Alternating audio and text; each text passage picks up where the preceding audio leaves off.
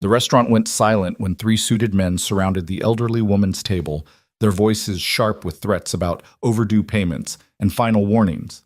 Most diners looked away. But Evan Hart, mechanic, single father, man with secrets burned into his past, stood up. "Wrong table, wrong day, gentlemen," he said quietly, his scarred hands steady at his sides. They sneered at his worn jacket. They didn't know about the fire. They didn't know what those hands had done. They didn't know who they were challenging. Stay with me until the end of this story and drop a comment with your city below. I want to see how far this tale travels across the world. The Glass Tower Diner sat wedged between two corporate giants on 7th Avenue. The kind of place where construction workers ate breakfast beside executives grabbing late-night coffee, where the fluorescent lights hummed the same tired song, whether you wore a $2,000 suit or oil-stained coveralls. Evan Hart preferred it that way. Invisible. Unremarkable. Just another face in the crowd, another body taking up space in a city that had millions. He'd been coming here every Thursday night for 8 months, ever since the incident, though he didn't call it that anymore, didn't let himself name it at all. Thursday nights meant his son Danny stayed late at Robotics Club, which meant Evan had 2 hours of solitude, 2 hours where he could sit in a corner booth with black coffee and a turkey club he never quite finished, watching the world move without him. The diner smelled like burnt coffee and industrial cleaner, with undertones of grease that had soaked into the vinyl booths over decades.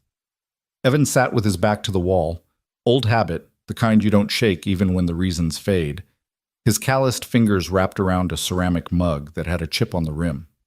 His hands told stories he never would.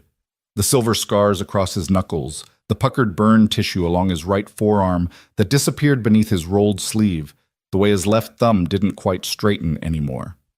He was 37, but looked older in the harsh light, his dark hair threaded with premature gray, his face carrying the kind of weathered quality that came from seeing too much too young. He'd been handsome once, his ex-wife used to say, before the job changed him, before the nightmares started, before she'd packed Danny's toys into boxes and told him she couldn't watch him disappear anymore. The diner was moderately full for a Thursday at 7 p.m. A couple of nurses from St. Catherine's Hospital, still in their scrubs, occupied a table near the window. 4 construction workers argued good-naturedly about the Giants game at the counter. A businessman typed furiously on his laptop, his Bluetooth earpiece blinking like a confused firefly. And in the booth nearest the kitchen, an elderly woman sat alone with a cup of tea and a slice of apple pie she'd barely touched. Evan noticed her because he noticed everything, another habit that wouldn't die.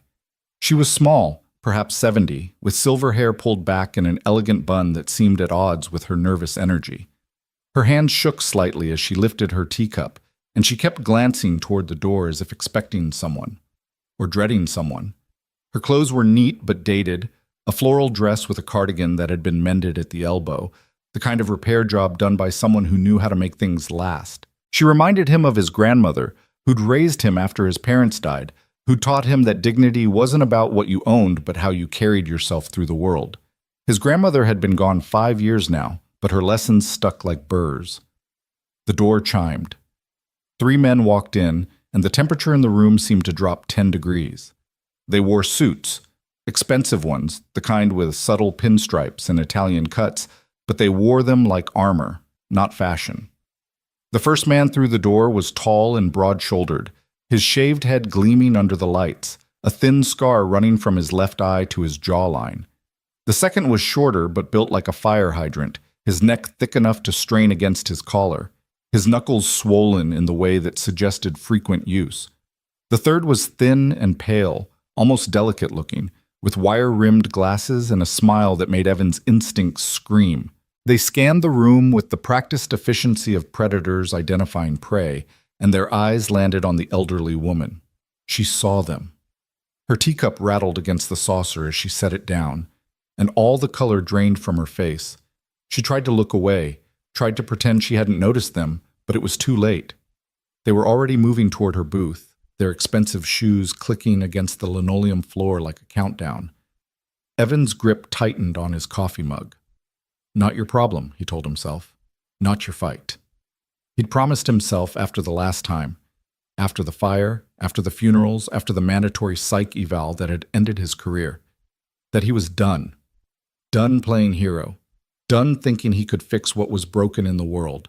Done paying the price that came with getting involved. The bald man reached the woman's booth first. He didn't sit. He loomed, his shadow falling across her like a threat. "Mrs. Chen," he said, his voice carrying clearly through the diner. The businessman stopped typing. The nurse's conversation faltered. "You've been avoiding us." I told Mr. Russo I need more time," Mrs. Chen stammered, her accent thick with stress, her hands clutching at her napkin like a lifeline. "My grandson, he's trying to help, but the medical bills—" "That's not our problem," the fire hydrant man cut in, his voice flat and final. He pulled out his phone, showed her the screen. Even from his booth, Evan could see it was a photo of a small grocery store, the kind of family business that anchored old neighborhoods. "Nice shop you got. Be a shame if something happened to it. Electrical fires are so common in buildings that old." The threat hung in the air like smoke. Mrs. Chen's eyes filled with tears. "Please, I just need 2 more weeks." "My daughter, she's sending money from California. You had 2 weeks," the thin man with glasses said softly, almost kindly, which somehow made it worse. "You had 2 months. Mr. Russo's been very patient, but patience has a price, Mrs. Chen, and that price just went up." The diner had gone completely silent now. Everyone was watching, but no one was moving. The nurses stared at their plates. The construction workers suddenly found their phones fascinating. The businessman had closed his laptop and was edging toward the door. This was New York. People minded their business. Getting involved meant becoming a target, meant inviting trouble into your life, meant risking everything for a stranger you'd never see again. Evan understood that logic, respected it even. He had a son who needed him. Danny was 13 at that crucial age where a boy became a man, where having a father present meant everything. Danny had already lost his mother to divorce, lost their family home, lost the stability every kid deserved. He couldn't lose his father too. But Evan also understood what happened when everyone looked away. He'd seen it in the eyes of victims he'd pulled from burning buildings during his 15 years with the FDNY, that moment when they realized no one was coming. When they understood they were alone in the world, that all the invisible contracts of human civilization meant nothing when convenience outweighed compassion. He'd seen it in his grandmother's eyes during her last days in the hospital, when the nurses were too busy and the doctors too rushed, when she'd needed someone to hold her hand and tell her she mattered. He'd been there, but barely, racing from shifts, exhausted, stretched too thin, and he'd promised her in those final moments that he'd be better, that he'd see people, that he'd matter. "The payment is $35,000, the bald man said, his voice hardening. "Cash. By midnight tonight, or we visit your store tomorrow, and we won't be alone." Mrs. Chen was openly crying now, her small frame shaking with sobs that she tried to muffle behind her napkin. "I don't have it. I don't have anything. Please, I'm trying." "Trying isn't enough," Fire Hydrant Man said. He reached out, grabbed her wrist, not hard enough to leave a mark, but firm enough to make the point. "Mr. Russo doesn't accept excuses." And that's when Evan stood up. He didn't think about it, didn't plan it, didn't consider the consequences or calculate the odds. He just moved, his body remembering what his mind tried to forget, that there were moments when silence became complicity, when looking away became betrayal, when staying safe meant losing yourself. "Wrong table, wrong day, gentlemen," Evan said quietly, his voice cutting through the tension like a knife. All 3 men turned to look at him. He must have seemed unremarkable. 6 feet tall, but not imposing, lean from skipped meals and stress rather than gym routines, wearing a faded denim jacket over a gray t-shirt and jeans that had seen better years. His work boots were scuffed and worn. His face was forgettable except for his eyes, dark brown, almost black, carrying the kind of weight that came from seeing things burn. The thin man with glasses smiled. "This doesn't concern you, friend. Go back to your coffee." "Can't do that," Evan said, walking toward them with steady, measured steps. Not aggressive, not challenging, just present. "The lady clearly needs space to finish her pie." The bald man's scar seemed to deepen as his face darkened. "You have no idea who you're dealing with." "Maybe not," Evan admitted, stopping about 6 feet away, close enough to act, far enough to seem non-threatening. But I know bullying when I see it, and I know 3-on-1 odds make you feel tough, but they just make you cowards. The temperature in the room dropped even further. The construction workers were whispering urgently among themselves. One of the nurses had her phone out, probably calling 911. The businessman had vanished entirely. Fire hydrant man cracked his knuckles, the sound like breaking branches. "You just made a very big mistake, friend." "Wouldn't be my first," Evan said. He shifted his weight slightly, his body remembering training from another lifetime. Defensive tactics classes, hand-to-hand combat scenarios in confined spaces, the brutal efficiency required when seconds meant lives. But before this gets ugly, ask yourselves, is $35,000 worth explaining to your boss why you made the evening news? The thin man's smile widened. Bold words from a man who looks like he works at Jiffy Lube. "I'm a mechanic," Evan corrected mildly. "Hart's Auto Repair over on Amsterdam. I fix things that are broken, including situations like this." Mrs. Chen had stopped crying, was staring at him with a mixture of hope and terror. She knew what happened to people who stood up to men like this. She'd probably seen it before, in whatever neighborhood she'd immigrated from, in whatever life she'd built and rebuilt and built again. The bald man took a step toward Evan. "Last chance to walk away." "I'm giving you the same option," Evan replied. "Walk out that door, leave Mrs. Chen alone, and we all go home tonight without regrets." "You don't know who you're protecting," the bald man said, his voice dropping to a growl.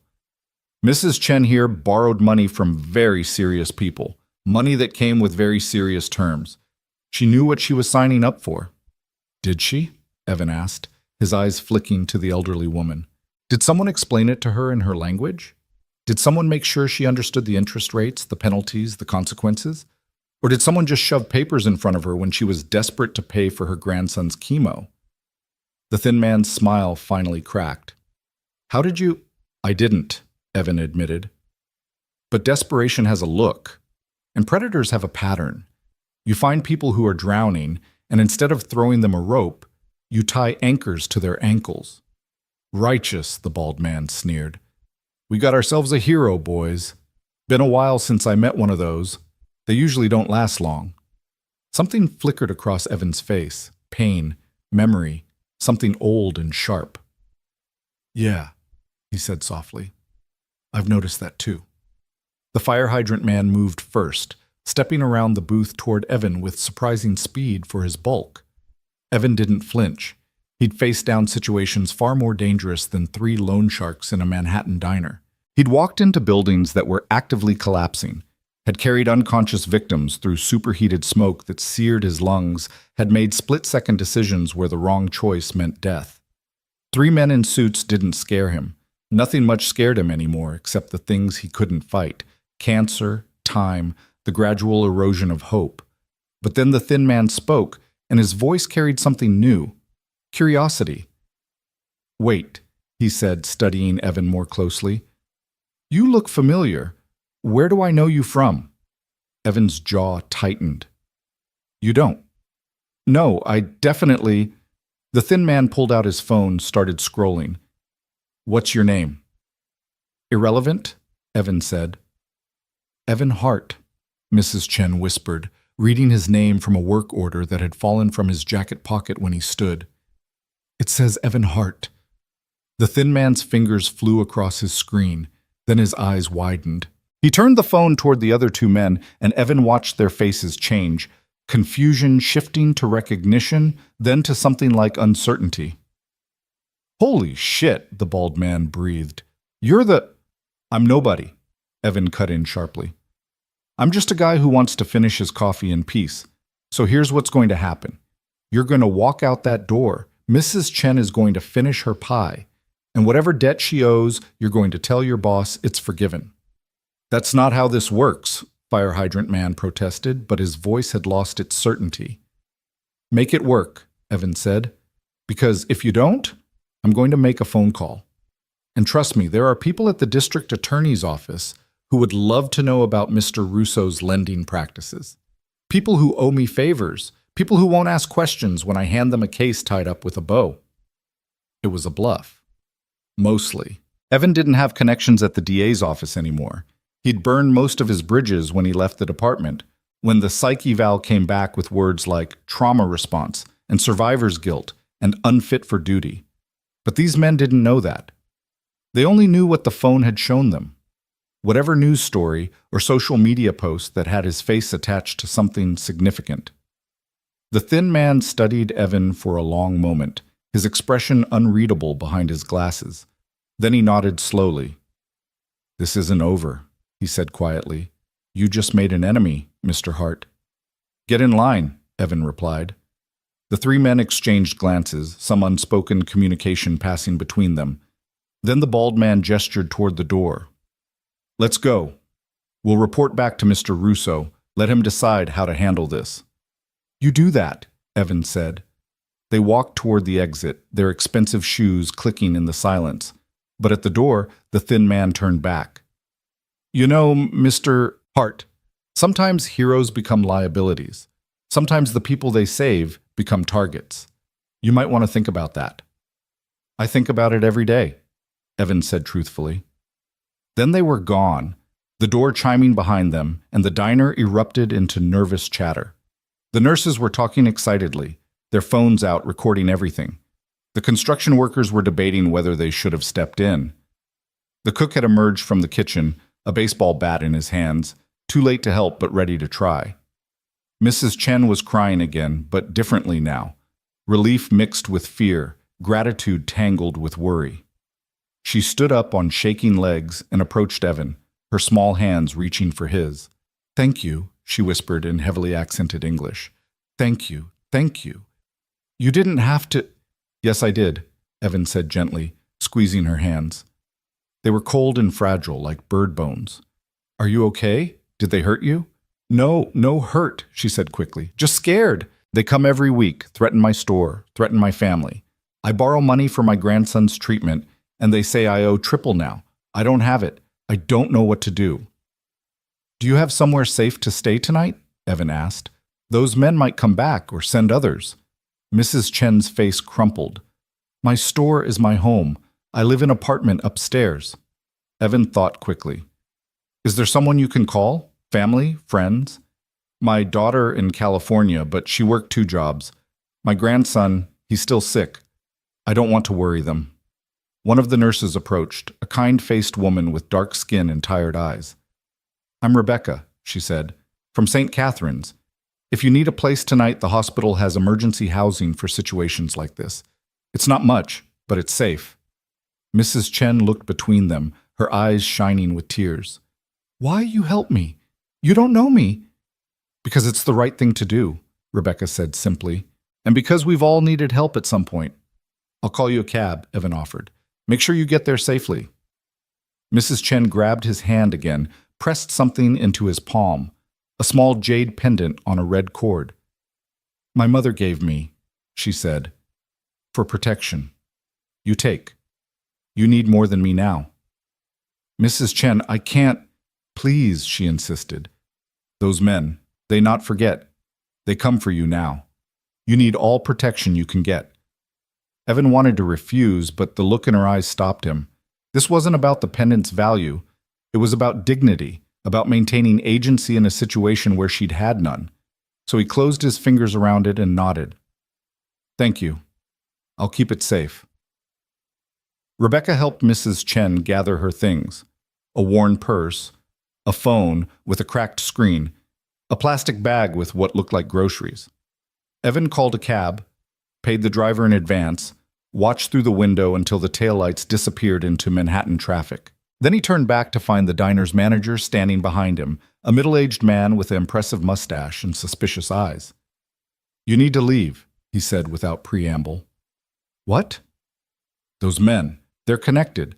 You just brought trouble to my door. I can't have that. I got a business to run, employees to protect. So finish your coffee and don't come back."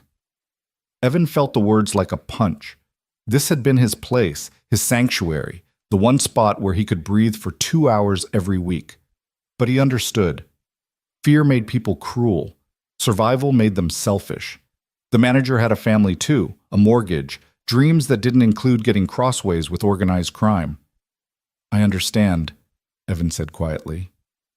He pulled a 20 from his wallet, left it on the counter even though his coffee had been $4. Take care of yourself. He walked out into the October night, the city sounds washing over him, sirens in the distance, car horns and shouting, the rumble of subway trains beneath the streets. The air was crisp and sharp, carrying the smell of roasting chestnuts from a street vendor and exhaust from passing buses. Evan stood on the sidewalk for a moment, Mrs. Chen's jade pendant warm against his palm. What had he done? He'd made himself visible, had put a target on his back, had potentially endangered Danny. For what? To help a stranger he'd never see again? To chase some ghost of who he used to be? His phone buzzed. A text from Danny. Robotics ran late. Can you pick me up? Evan's chest tightened. Danny, his son. The only thing in his life that mattered. The only reason he got up in the morning. The only future he cared about. And he'd just risked it all for a woman he didn't know, facing men he couldn't beat, defending principles that the world had forgotten mattered. He texted back, on my way, bye. Be there in 15. As he walked toward the subway, Evan tried to convince himself that it would be fine. The men would report back to their boss, who would decide Evan wasn't worth the trouble. Mrs. Chen would get help from the hospital, maybe find a way out of her debt. Life would return to its quiet, careful routine. Work at the garage, dinners with Danny, the slow process of rebuilding something that resembled normal. But he knew better. He'd seen the thin man's eyes, the calculation there. He'd heard the threat about heroes becoming liabilities, about the saved becoming targets. Men like that didn't forget. Men like that kept ledgers, balanced books, collected debts. And Evan had just written a check his body couldn't cash. 3 days later, the city showed him how right he was. Evan was under a Honda Civic, his hands black with grease, replacing a transmission that had more problems than solutions when his phone rang. He almost didn't answer. He was in the zone, his mind focused on the mechanical puzzle, the simple cause and effect of broken parts and fixed systems. But something made him roll out from under the car and check the screen. Unknown number. Hart's Auto Repair, Yi, he answered, wedging the phone between his ear and shoulder while wiping his hands on a rag that was more oil than cloth. Mr. Hart, a woman's voice, professional and urgent. This is Sarah Goldstein from Metropolitan General Hospital. We have a patient here asking for you. Evan's blood went cold. Danny was at school. His ex-wife was in Connecticut. His parents were dead, his grandmother buried. Who? She wouldn't give her name. She just said to call Evan Hart, the man from the fire. She said you'd remember. The fire. But which fire? Evan had fought hundreds during his years with FDNY, had pulled dozens of people from buildings that were trying to kill them both. Why would one of them be calling now, 3 years after he'd left the department? Mr. Hart, are you there? Yeah, he managed. What's her condition? Critical but stable. She was brought in this morning from a high-rise fire on East 58th Street. She's been asking for you since she regained consciousness. Can you come? Evan looked around the garage, 3 cars waiting for repairs, a full afternoon of work, bills that wouldn't pay themselves. But the woman on the phone sounded serious, and someone was asking for him. Someone who remembered him from the fire. I'll be there in 30 minutes, he said. He cleaned up quickly, told his assistant Marcus to handle things, then drove his beat-up Ford pickup through midday Manhattan traffic with the kind of controlled urgency that came from years of emergency response. His mind raced through possibilities, trying to place which fire she might be from, which rescue might have left such an impression that she'd ask for him years later. Metropolitan General's emergency room smelled like antiseptic and fear, a combination Evan knew too well from visiting colleagues who'd been injured on calls, from those final days with his grandmother. He approached the desk where Sarah Goldstein, a tired-looking woman with graying hair and kind eyes, waited with a clipboard. Mr. Hart, she confirmed. That's me. What room? Before you see her, I need to explain something. Sarah's voice dropped. The patient, she's in rough shape. Second-degree burns on her arms and legs, smoke inhalation, possible head trauma from debris. She's sedated for pain, but she was very insistent about seeing you. Do you have any idea why? Evan shook his head. Not until I see her. Sarah led him through the maze of the ER, past curtained beds where people groaned and cried, past doctors shouting orders and nurses running with IV bags. They stopped at a private room at the end of the hall, and through the small window in the door, Evan saw a figure wrapped in bandages connected to beeping machines that monitored her tenuous grip on life. "We're trying to identify her," Sarah said. "No ID, no wallet, just a jade pendant on a red cord that she refused to let us remove." Evan's heart stopped. Slowly, he reached into his pocket and pulled out the identical pendant Mrs. Chen had given him 3 nights ago. "Oh my God," he whispered. "You know her?" "Mrs. Chen. Her name is Mrs. Chen. She owns a grocery store in Chinatown." Evan's hands were shaking. "The fire. Was it arson?" Sarah's face confirmed what he already knew. "Fire marshal suspects accelerant. Someone wanted that building to burn."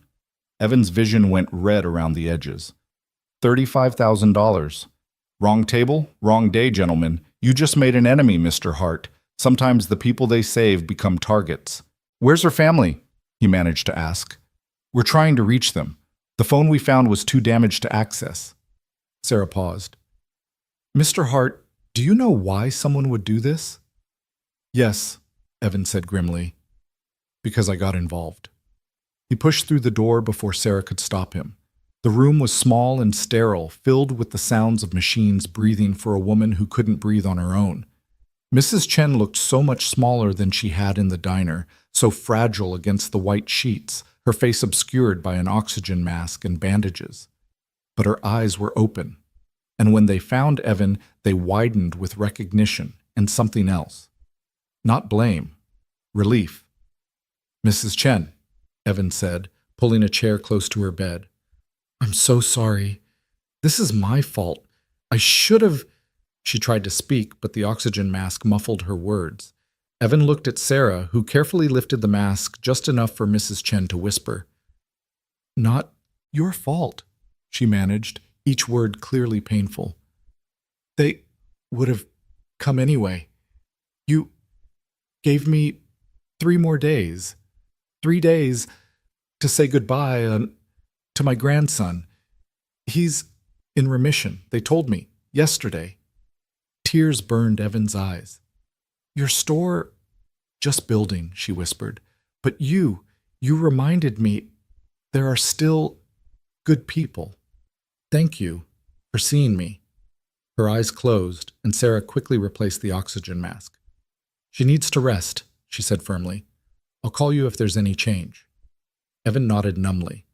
He left the hospital in a daze, walked 6 blocks before he even realized he was walking, his mind replaying the scene in the diner, analyzing every choice he'd made, every word he'd spoken. If he'd stayed silent, would Mrs. Chen's store still be standing? If he'd minded his own business, would she be breathing on her own? But even as he asked the questions, he knew the answer. Men like that didn't need excuses. They burned what they wanted burned, hurt who they wanted hurt. Evan's intervention hadn't caused this. It had just accelerated a timeline that was already set. Still, the guilt was crushing. He'd promised himself no more heroics, no more saving people, no more getting involved in things that would come back to haunt him. And at the first test, he'd broken that promise. Now an innocent woman was fighting for her life because he couldn't stay in his lane. His phone rang again, another unknown number. "What?" he answered sharply.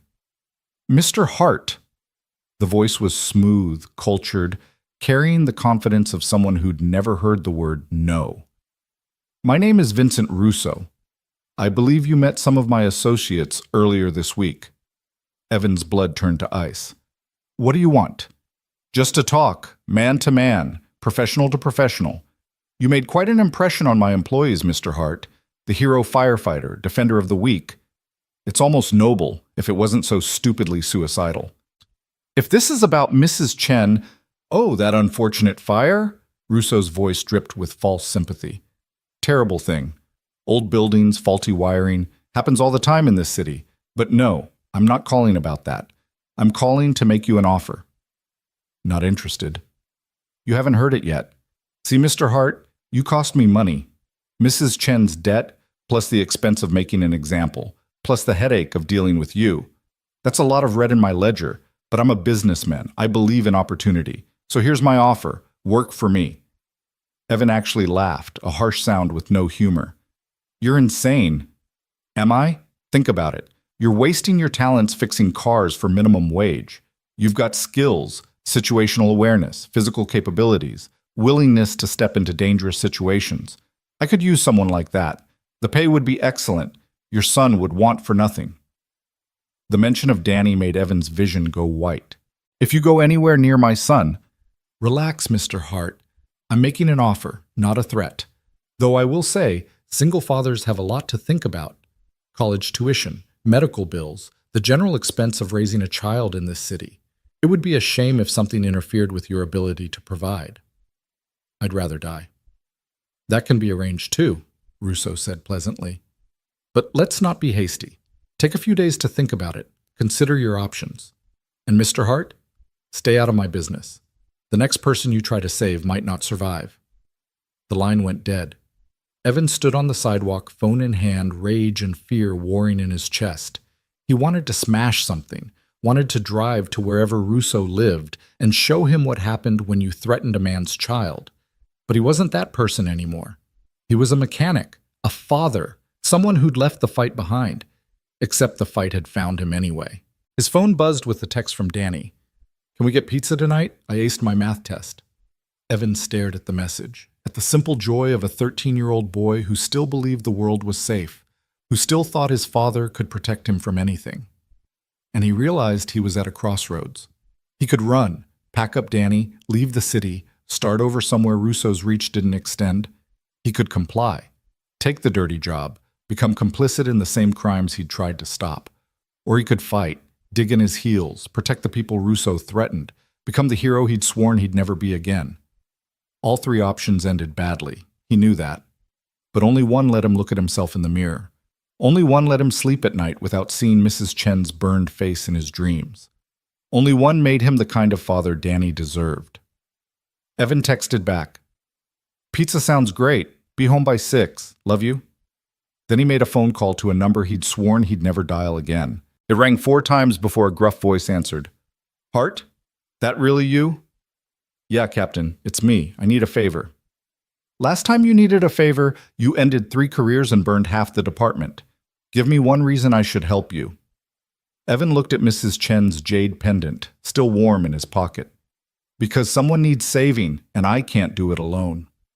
There was a long pause. Then, where are you? And just like that, Evan Hart stepped back into the fire. Captain James Morrison arrived in an unmarked sedan 20 minutes later, pulling up to the curb where Evan waited with the kind of precision that spoke to decades of emergency response. He was 62 now, his hair completely white, his face mapped with lines that told stories of every fire he'd commanded, every life lost under his watch. He'd been Evan's mentor once, back when Evan believed he could save everyone, back before the warehouse fire changed everything. Morrison stepped out of the car, his eyes scanning Evan with the critical assessment of a man who'd seen too many good firefighters break. You look like hell, Hart. Feel worse, Evan admitted. Thanks for coming. Don't thank me yet. I haven't decided if I'm helping or arresting you. Morrison gestured to the car. Get in. We're not having this conversation on the street. They drove in silence through Manhattan traffic, Morrison navigating with the casual expertise of someone who'd spent 40 years responding to emergencies in this city. He didn't ask where they were going, didn't demand explanations. That wasn't how Morrison worked. He gathered information first, made decisions after. They ended up at a small park near the waterfront, one of those forgotten green spaces tucked between industrial buildings where dock workers took lunch breaks and homeless people slept on benches. Morrison parked and turned off the engine. Talk, he said. So Evan did. He told Morrison about the diner, about Mrs. Chen and the 3 men in suits, about the threat and his intervention. He told him about the phone call from the hospital, about the arson, about Vincent Russo's offer. He left nothing out, didn't try to make himself look better or smarter or less culpable. Morrison had always been able to smell bullshit from 3 blocks away. When Evan finished, Morrison sat in silence for a long moment, his thick fingers drumming against the steering wheel. Finally, he said, You always did have a talent for stepping in shit. It's a gift. It's a curse, Morrison corrected. Same curse that made you a hell of a firefighter and a terrible human being at staying alive. He turned to face Evan fully. Vincent Russo isn't some two-bit loan shark. He's connected, real connected. The kind of connected that means bodies disappear and investigations go nowhere. You're picking a fight you can't win. I know. Do you? Because the last time you decided to be a hero, 6 people died, including Tommy. The name hit Evan like a physical blow. Tommy Breslin. His partner. His best friend. The man who'd followed him into that warehouse because Evan had been so damn sure there was someone still inside. Someone who needed saving. There hadn't been. Just old furniture and 20 years of accumulated trash and accelerant-soaked walls that turned the whole structure into a death trap. Tommy had made it out with burns over 60% of his body. He'd lasted 3 days in the ICU, conscious enough to know he was dying, conscious enough to see his wife and 2 daughters say goodbye. The official investigation had cleared Evan of wrongdoing. It was a judgment call, they said, the kind firefighters made every day. But Evan knew the truth. He'd been reckless, overconfident. He'd trusted his instincts over protocol, and Tommy had paid the price. That's not fair, Evan said quietly. Life's not fair, Morrison shot back. You think I don't know that? You think I don't carry every firefighter I ever lost? But I learned something you never did, Hart. You can't save everyone.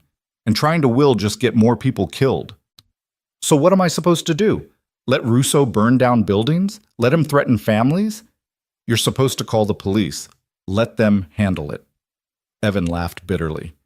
You really think the NYPD is going to take down someone like Russo based on my word? A washed-up firefighter with PTSD and a history of poor decisions? They'll file a report and forget about it by morning. Morrison didn't argue because they both knew it was true. New York's finest were good at what they did, but organized crime investigations took months, years sometimes. Resources were limited, priorities shifted. Mrs. Chen would be a footnote, another victim of urban violence, her store another statistic. Then what do you want from me? Morrison asked. Information. Access. You still have contacts in the department, the fire marshal's office, arson investigation. I need to know everything about that fire on East 58th Street.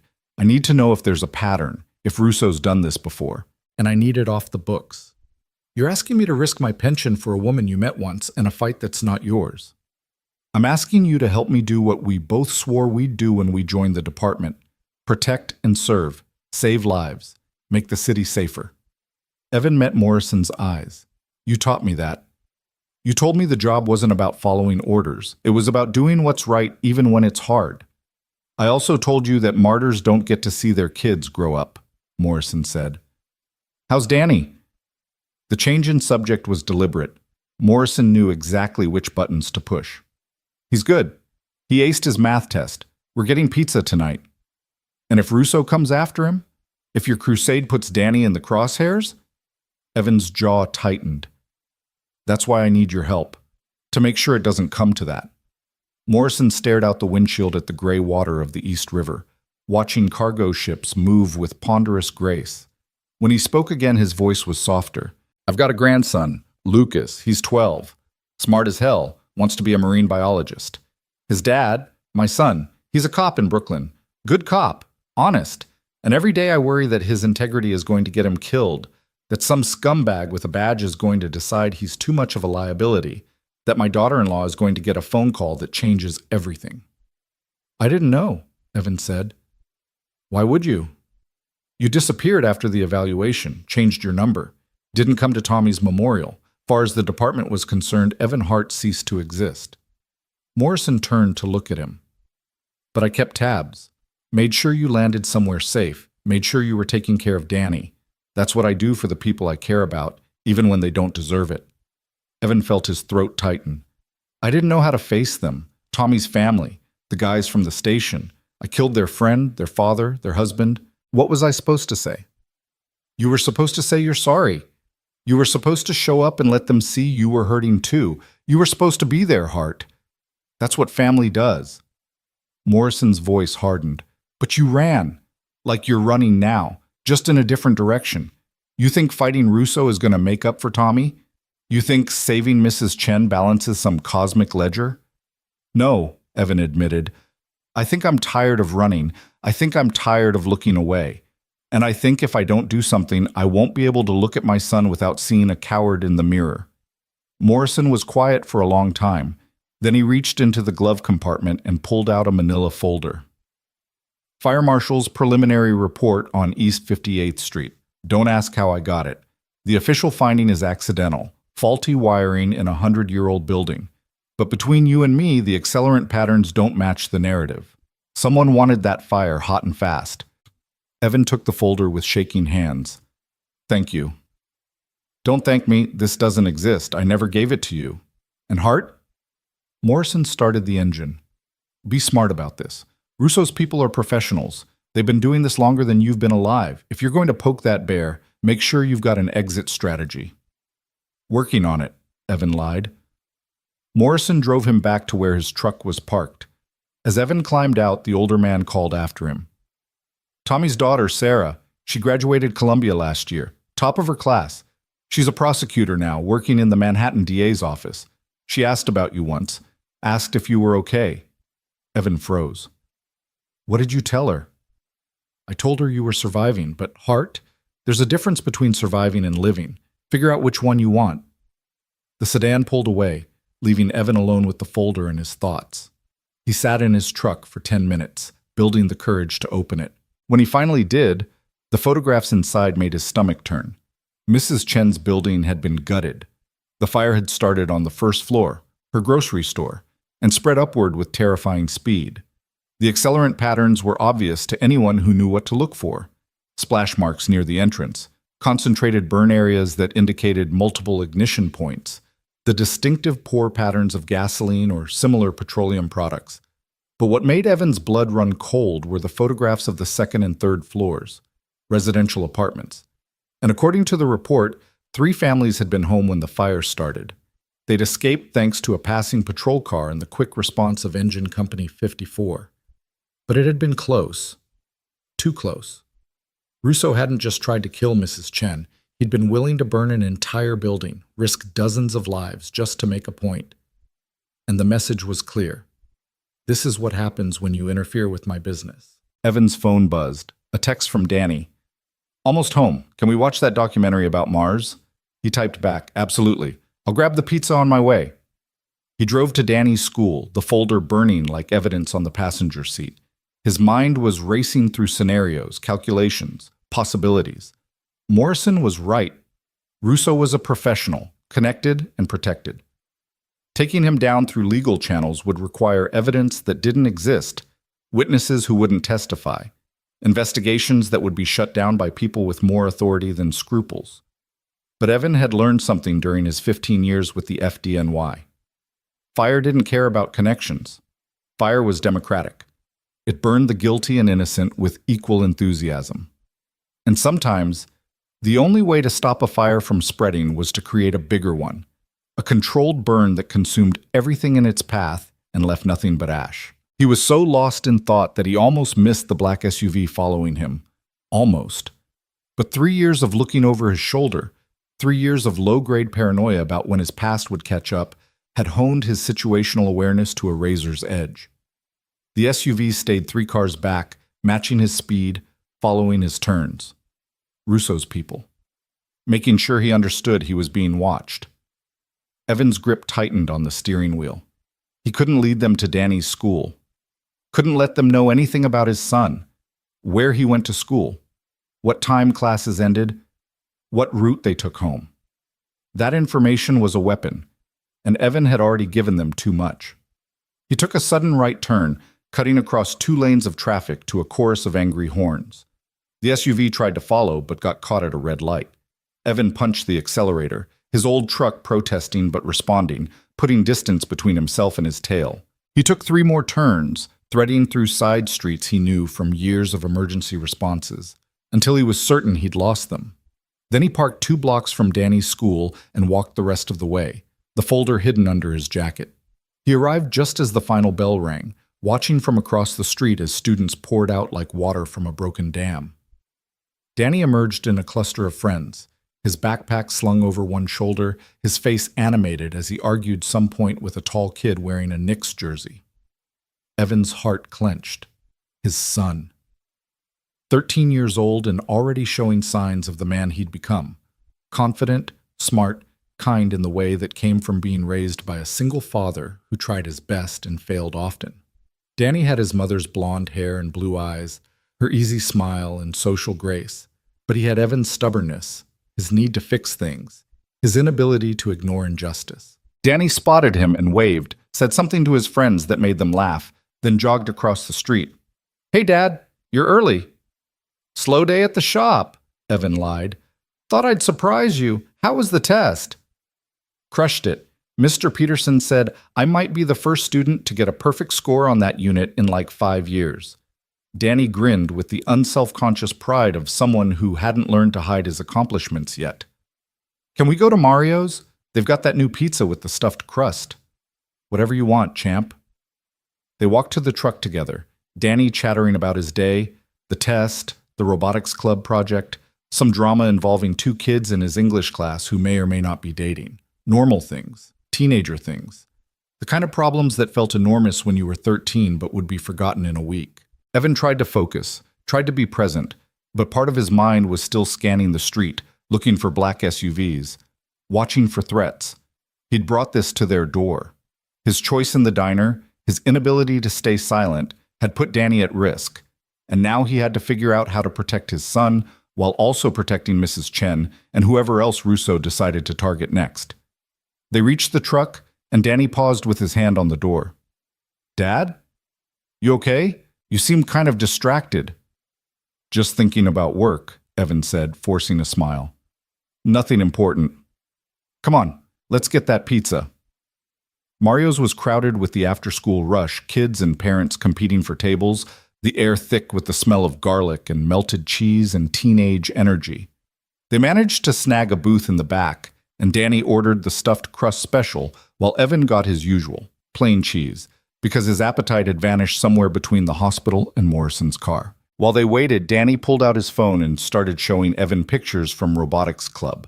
Their team was building an autonomous rover for a regional competition, and Danny had been put in charge of the navigation system.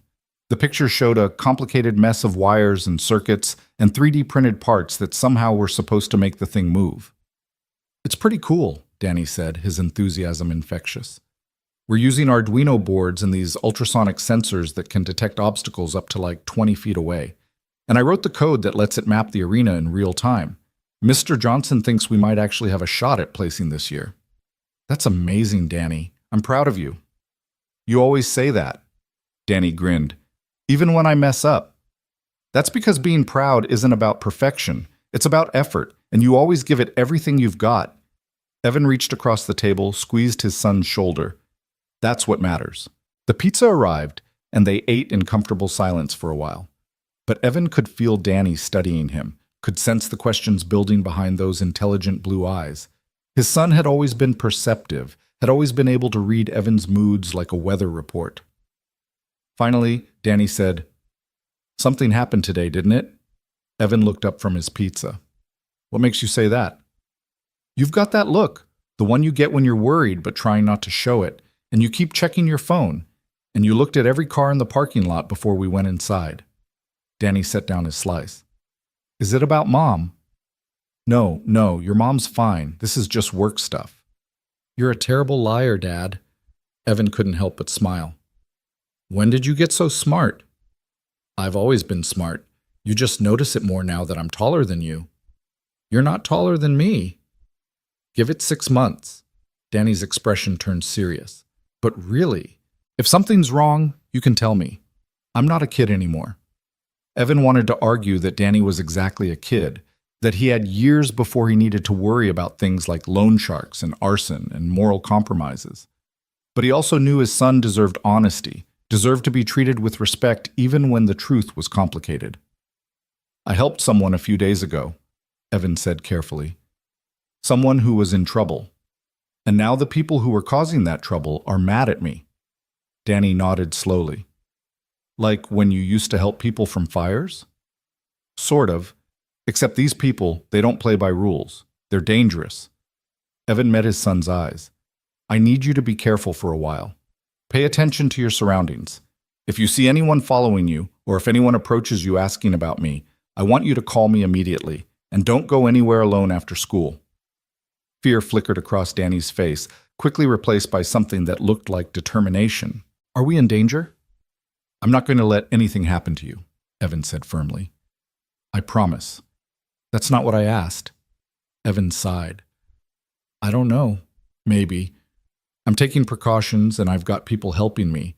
But until this is resolved, we need to be smart." "Should we leave? Go stay with Mom for a while?"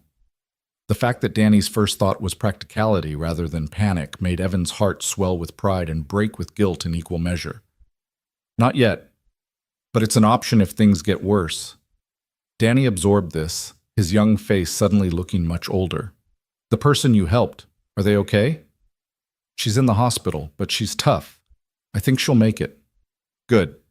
Danny picked up his pizza again, but his appetite was clearly gone. "You did the right thing, Dad, even if it's dangerous. You always told me that doing the right thing isn't always easy, that sometimes it costs something." "I did say that," Evan admitted, though I'm starting to wonder if that advice was more aspirational than practical. "What does aspirational mean?" "It means I tell you to be better than I am." Danny shook his head. "You're better than you think. You just forget sometimes." They finished their pizza with lighter conversation, the Mars documentary Danny wanted to watch, a book Evan was reading about motorcycle repair, weekend plans that suddenly felt fragile and uncertain. When they got home to their small two-bedroom apartment in Washington Heights, Evan did a complete security check while Danny was in the bathroom. He checked the locks, the windows, the fire escape. Everything was secure.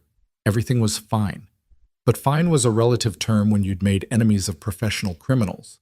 The documentary was good, something about rovers on Mars and the search for ancient water, narrated by someone with a soothing British accent. Danny sprawled on the couch with his head on Evan's shoulder, the way he used to when he was little, before divorce and puberty had made physical affection complicated.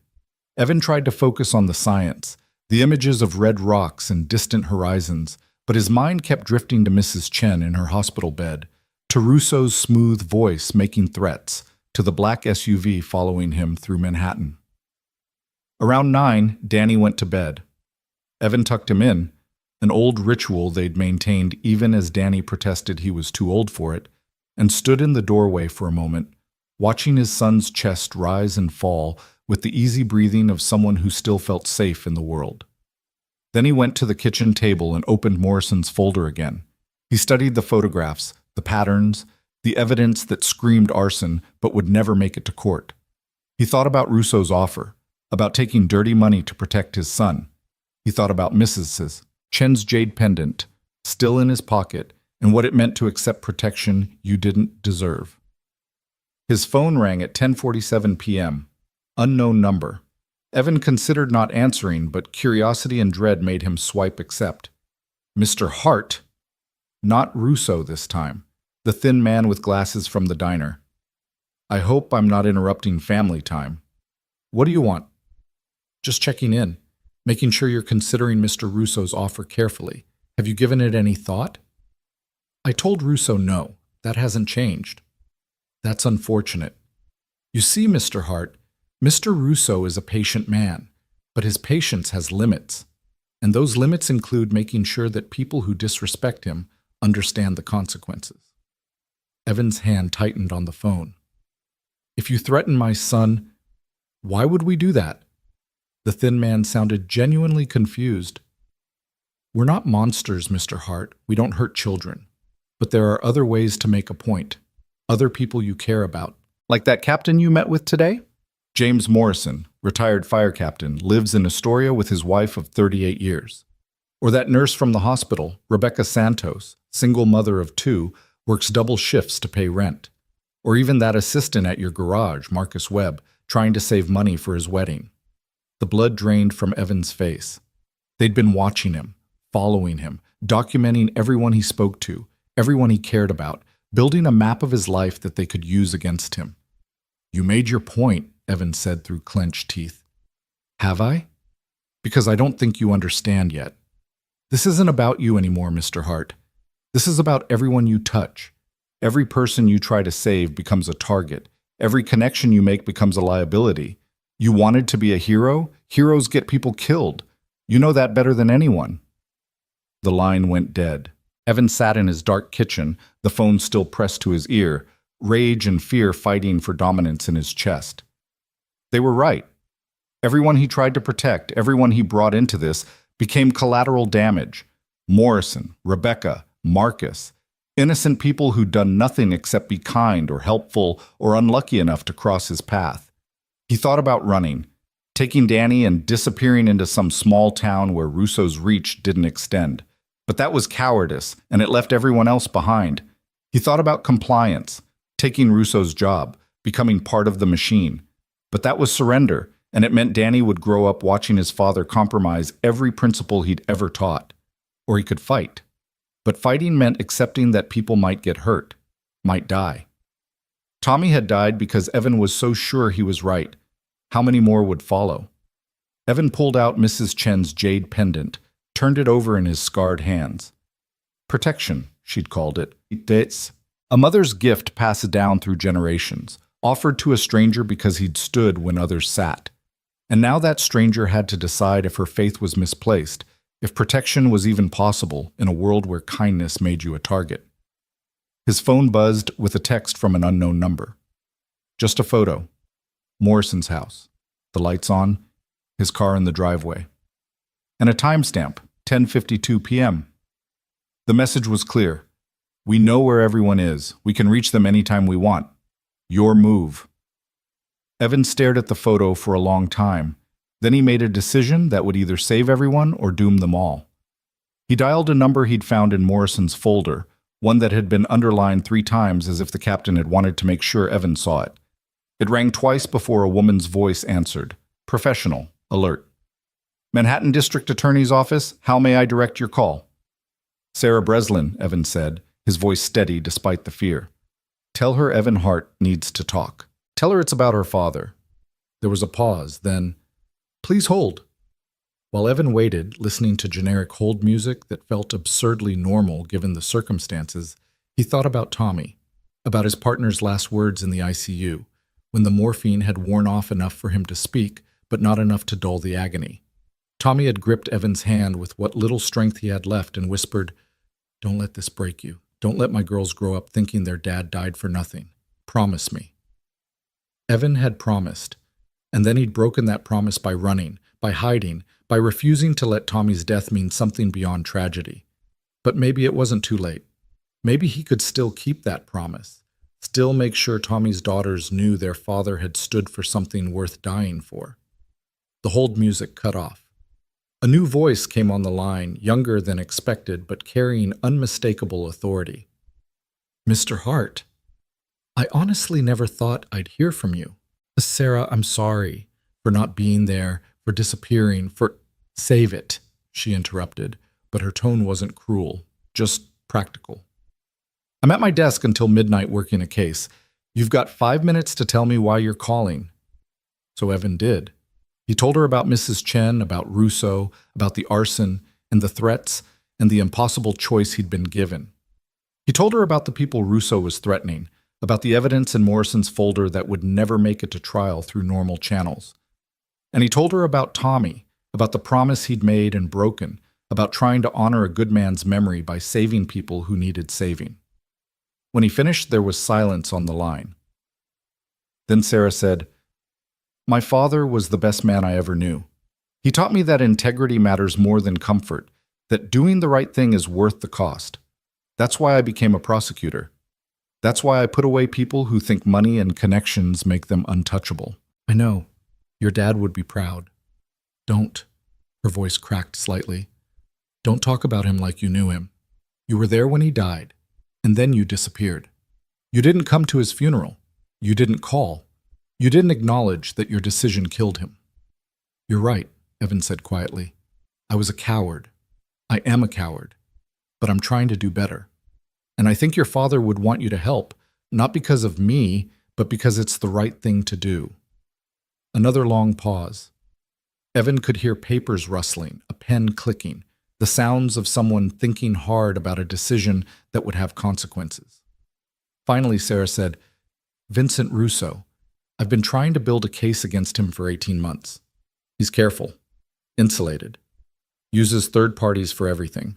But if you're willing to work with me, if you're willing to wear a wire and get him on record, I might be able to do something. You want me to get close to him? I want you to give me ammunition. Right now, I've got suspicions and circumstantial evidence. I need confessions.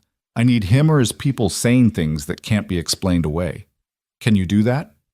Evan thought about the black SUV, the photo of Morrison's house, the thin man's voice promising that everyone he cared about would become targets. "If I do this, can you protect the people he's threatening?" "I can put them under surveillance. I can make sure patrol cars drive by their houses more often. But Mr. Hart, I'm going to be honest with you. If Russo wants someone hurt badly enough, he'll find a way.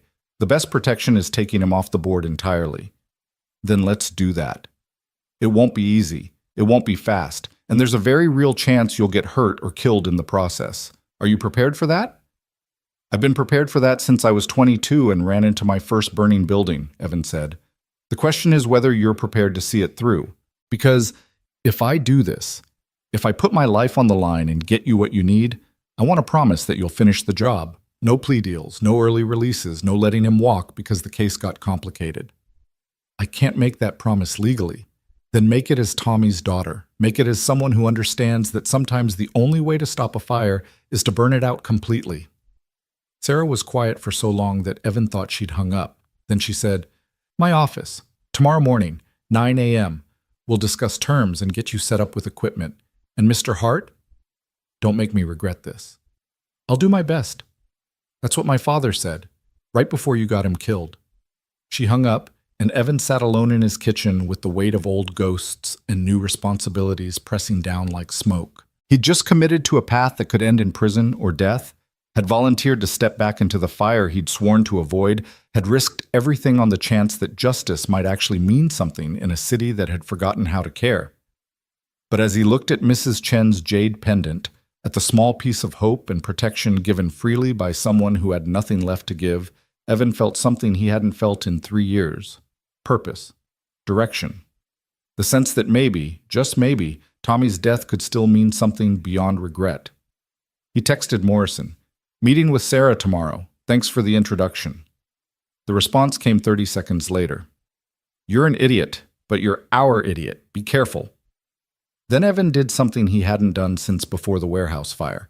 He pulled out an old photo album from the back of his closet, one filled with pictures from his years with the FDNY. There was Morrison, younger and stronger, posing with their engine company after a successful rescue. There was Tommy, grinning like an idiot while holding a Dalmatian puppy that someone had brought to the firehouse. There were dozens of faces, brothers and sisters who'd trusted Evan to lead them, to keep them safe, to bring them home. And at the back of the album, tucked into a plastic sleeve, was a newspaper clipping. The headline read, "FDNY Hero Saves Family from 5-Alarm Blaze." Below it was a photo of Evan, younger and unburned, carrying a child out of a collapsing building. He looked confident in that photo, certain, like someone who believed he could save everyone. He'd lost that certainty in the warehouse, lost it in Tommy's eyes as his partner realized he was dying, lost it in the psych evaluation that had ended his career. But maybe certainty wasn't the point. Maybe the point was showing up anyway, stepping into the smoke anyway, trying to save people even when you knew you might fail. Evan closed the album and put it back in the closet. Then he checked on Danny one more time, still sleeping, still safe, still innocent of the war his father had just declared, and tried to convince himself that what he was doing was right. Morning came too quickly. Evan made breakfast, pancakes that Danny loved and Evan couldn't taste, and drove his son to school with extra vigilance, checking his mirrors constantly, taking random turns to ensure they weren't followed. He walked Danny to the entrance, hugged him longer than usual, and said, "I love you, champ. Remember what I said about being careful. Dad, you're being weird. I know. Humor me." Danny rolled his eyes but smiled. "Love you too. See you tonight." Then Evan drove to Lower Manhattan, to the gleaming tower that housed the district attorney's office, where Sarah Breslin waited with equipment and expectations, and the ghost of her father standing between them like smoke that wouldn't clear.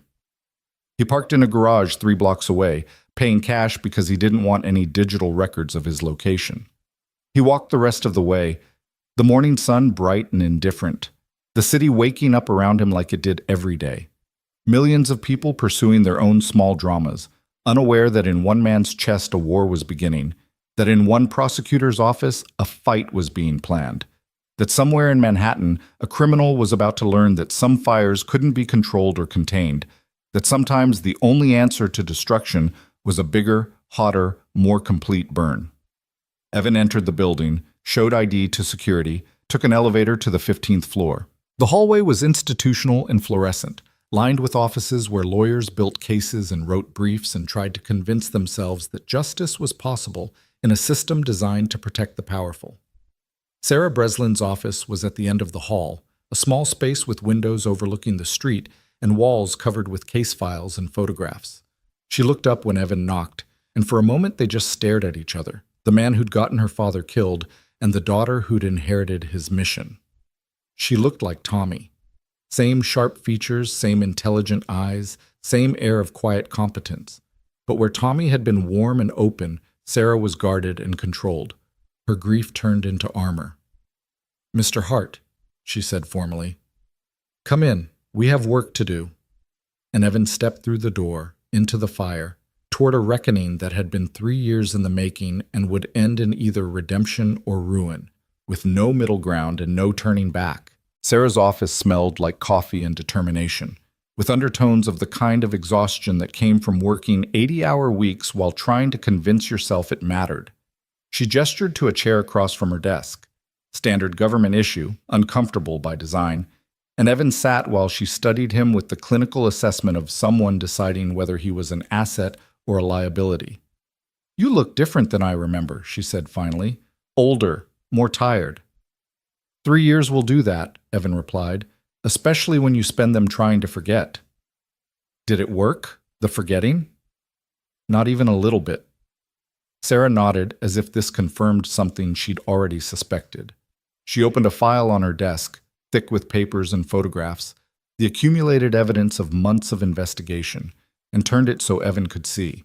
The top page showed a surveillance photo of Vincent Russo entering what appeared to be an upscale restaurant, flanked by 2 men in expensive suits. "Vincent Michael Russo," Sarah began, her voice taking on the practiced cadence of a prosecutor presenting evidence. 53 years old, 3rd-generation organized crime. His grandfather ran numbers in Little Italy, his father expanded into construction and waste management, and Vincent took it digital, online lending, cryptocurrency schemes, real estate fraud. He's smart, connected, and completely insulated from his crimes. She flipped to another page showing organizational charts that looked like spider webs. He operates through layers of shell companies and third-party contractors. The men who threatened Mrs. Chen? Not on his payroll. They're independent consultants hired through intermediaries who are hired through other intermediaries. Legally, Russo has never met them, has no idea they're breaking legs and burning buildings in his name. "Convenient," Evan said. "Brilliant, actually, from a criminal law perspective. We've arrested 17 of his foot soldiers in the past 2 years. Not one has testified against him. They serve their time, get out with 6-figure payments waiting in offshore accounts, and disappear into legitimate businesses that Russo coincidentally helps finance." Evan studied the photographs. Men in suits, women in business casual, all of them looking respectable and ordinary. "So how do we get to him?" "We make him sloppy. We create a situation where he has to get personally involved." Sarah pulled out another file, this one marked with red tags. Mrs. Chen's building wasn't the first. We've documented 11 suspicious fires in the past 18 months, all involving properties where Russo's lending network had financial interests. But in every case, the connection was too tenuous to prosecute. We couldn't prove intent, couldn't establish a pattern that would hold up in court. "But now you have me." "Now I have you," Sarah confirmed. "Someone he's threatened directly. Someone who can testify to personal contact with his organization. And if we play this right, someone who can get him to incriminate himself." She opened a metal case on her desk, revealing what looked like a pen and a watch. "Basic wire equipment. The pen records audio, the watch has a panic button. We'll train you on how to use them, how to guide conversations toward admissible statements, how to stay safe while gathering evidence." Evan picked up the pen, felt its weight. And if Russo figures out I'm wired? Then you'll probably die, Sarah said bluntly. These men don't negotiate. They don't give warnings. You betray them, you disappear. We'll find your body in the Hudson, or we won't find it at all. You're really selling this. I'm being honest. You asked for my help, and I'm giving it. But I need you to understand what you're volunteering for. Sarah leaned back in her chair, her expression softening slightly. My father died because he trusted you to make the right call. I'm not saying that to hurt you. I'm saying it so you understand what's at stake. If you do this, people's lives depend on you being smart and careful and lucky. And if you screw up, I have to live with more bodies on my conscience. Evan met her eyes. I think about your father every day. I see him in my dreams. I hear his voice when I'm trying to sleep. And I know that nothing I do will ever bring him back or make it right. But maybe, just maybe, I can honor what he stood for. Maybe I can make sure his death meant something. His death already meant something, Sarah said quietly. It meant that good men die when they trust the wrong people. The words hit like a punch, but Evan didn't flinch. Then let me prove I'm worth trusting. Let me show you I can finish what I start. Sarah studied him for a long moment, and Evan could see her father in the set of her jaw, the calculation in her eyes. Finally, she nodded. We'll start with basic training today. How to wear the wire, how to activate it, what kinds of statements we need for prosecution. Tomorrow, you'll make contact with Russo's organization. Tell them you've reconsidered his offer, that you want to discuss terms. And if they don't believe me, they will, because desperate men make desperate choices, and we're going to make you look very desperate. She pulled out another file, this one containing financial documents. We're going to leak information that suggests Hart's Auto Repair is failing. Missed payments, tax liens, the kind of financial pressure that would make a single father reconsider his principles. Russo's people will do their homework, see the trail we've created, and believe you're vulnerable. You've thought this through.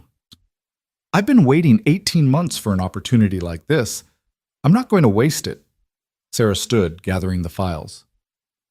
There's a conference room down the hall. We'll spend the next 4 hours going over procedures, practicing scenarios, making sure you understand exactly what you're doing. And Mr. Hart, if at any point you want to back out, tell me. I'd rather have no case than a dead informant. They spent the morning in that windowless conference room, Sarah drilling Evan on the basics of undercover work, while a technical specialist named Marcus, no relation to his employee, demonstrated the equipment. The pen had to be clicked twice to activate recording. The watch's panic button required pressing and holding for 3 seconds to prevent accidental activation. Both devices transmitted to a receiver that would be monitored by Sarah's team, meaning someone would always be listening, always ready to intervene if things went wrong. The key is natural conversation, Sarah explained, pacing the room with the nervous energy of someone who lived on coffee and conviction. You can't just ask, hey, did you commit arson? Russo's smart enough to recognize interrogation. Instead, you build rapport. You establish common ground. You let him brag about his business, his connections, his power.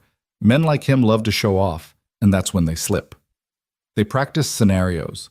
Evan playing himself, Sarah playing Russo, running through conversations about money and loyalty and what a man would do to protect his family.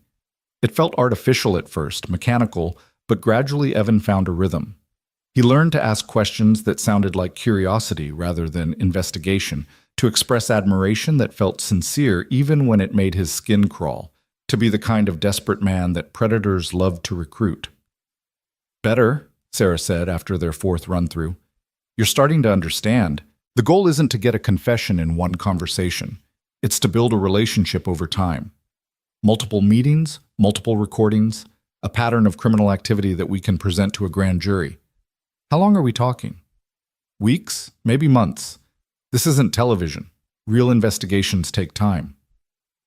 Evan thought about Mrs. Chen in her hospital bed, about the people Russo was threatening. We might not have months. Then we'll work with what we have. But rushing means mistakes, and mistakes mean you die. Sarah checked her watch. It's almost 1. Take a break. Get something to eat. Be back here at 2 for scenario training. Evan left the conference room with his head spinning, cold. He found a deli 2 blocks away and ordered a sandwich he couldn't taste. then sat at a small table by the window and watched the city move. Business people rushing to meetings, tourists studying maps, delivery drivers weaving through traffic, all of them living normal lives where the most dangerous thing they faced was deadlines or bad weather. His phone buzzed, a text from Danny. "Forgot my lunch. Can you bring it?" Evan's heart clenched. He'd been so focused on Russo and wires and justice that he'd forgotten to check that Danny had everything he needed. What kind of father did that? What kind of man put revenge ahead of his son's basic needs? He texted back, "On my way. Sorry, champ." Then he called Sarah. "I need to make a stop. Family emergency. We have training at 2. My son forgot his lunch. I'll be back by 3 at the latest." There was a pause, and Evan could almost hear Sarah weighing his reliability against her understanding that real life didn't pause for investigations. "Fine. 3 o'clock. Don't be late." Evan drove to his apartment, grabbed Danny's lunch from the fridge, a turkey sandwich, apple slices, the cookies they'd baked together last weekend, and headed to the school. He was halfway there when he noticed the black SUV again, 3 cars back, making the same turns. They were still watching him, still documenting his movements. A cold rage settled over Evan. These men had invaded his life, threatened his son, turned his daily routine into a surveillance operation. And now he was supposed to smile and play nice, pretend he wanted to join their organization while secretly recording their crimes. The hypocrisy felt suffocating. But he thought about Mrs. Chen, about her grandson in remission, about 3 more days to say goodbye. He thought about Morrison's grandson who wanted to be a marine biologist, about Rebecca the nurse and Marcus his employee, about all the people whose only crime was existing in Evan's orbit. And he understood that hypocrisy was a small price to pay for their safety. He pulled into the school parking lot, grabbed Danny's lunch, and walked toward the entrance. The SUV parked across the street, 2 men visible in the front seats, watching, recording, making sure Evan understood he was never alone, never safe, never beyond their reach.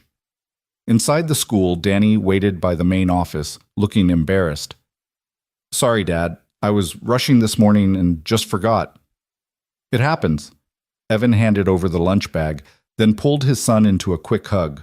"How's your day going?" "Pretty good. We're doing a simulation in history class about the Constitutional Convention. I'm playing James Madison." Danny grinned. "Mr. Thompson says I'm a natural at arguing." "Can't imagine where you got that from." Evan kept his voice light, but his eyes kept drifting to the windows, to the street where the SUV waited. "Listen, I need you to do something for me. If you see that black SUV outside, if those men approach you or your friends, I want you to go straight to the office and have them call me. Don't talk to them, don't engage, just get somewhere safe." Danny's smile faded. "Dad, you're scaring me." "I know, and I'm sorry, but I need you to trust me. These people, they're trying to intimidate me, and the best way to do that is through you. So please, just be aware. Be careful." "Okay." Danny looked small suddenly, young, stripped of the confidence that usually surrounded him like armor. Is this going to get better or worse? Evan wanted to lie, wanted to promise that everything would be fine, that the danger would pass and life would return to normal. But Danny deserved honesty. "I don't know yet. I'm working on making it better. But until I do, we have to be smart." "Are you going to get hurt?" The question hung in the air like smoke. Evan thought about the wire he'd be wearing, about the confrontations he'd be walking into, about the very real possibility that he'd pushed too far and would pay the ultimate price. "I'm going to be careful," he said, which wasn't an answer but was all he could offer. Danny nodded slowly, then hugged his father again, this time holding on longer. "I love you, Dad.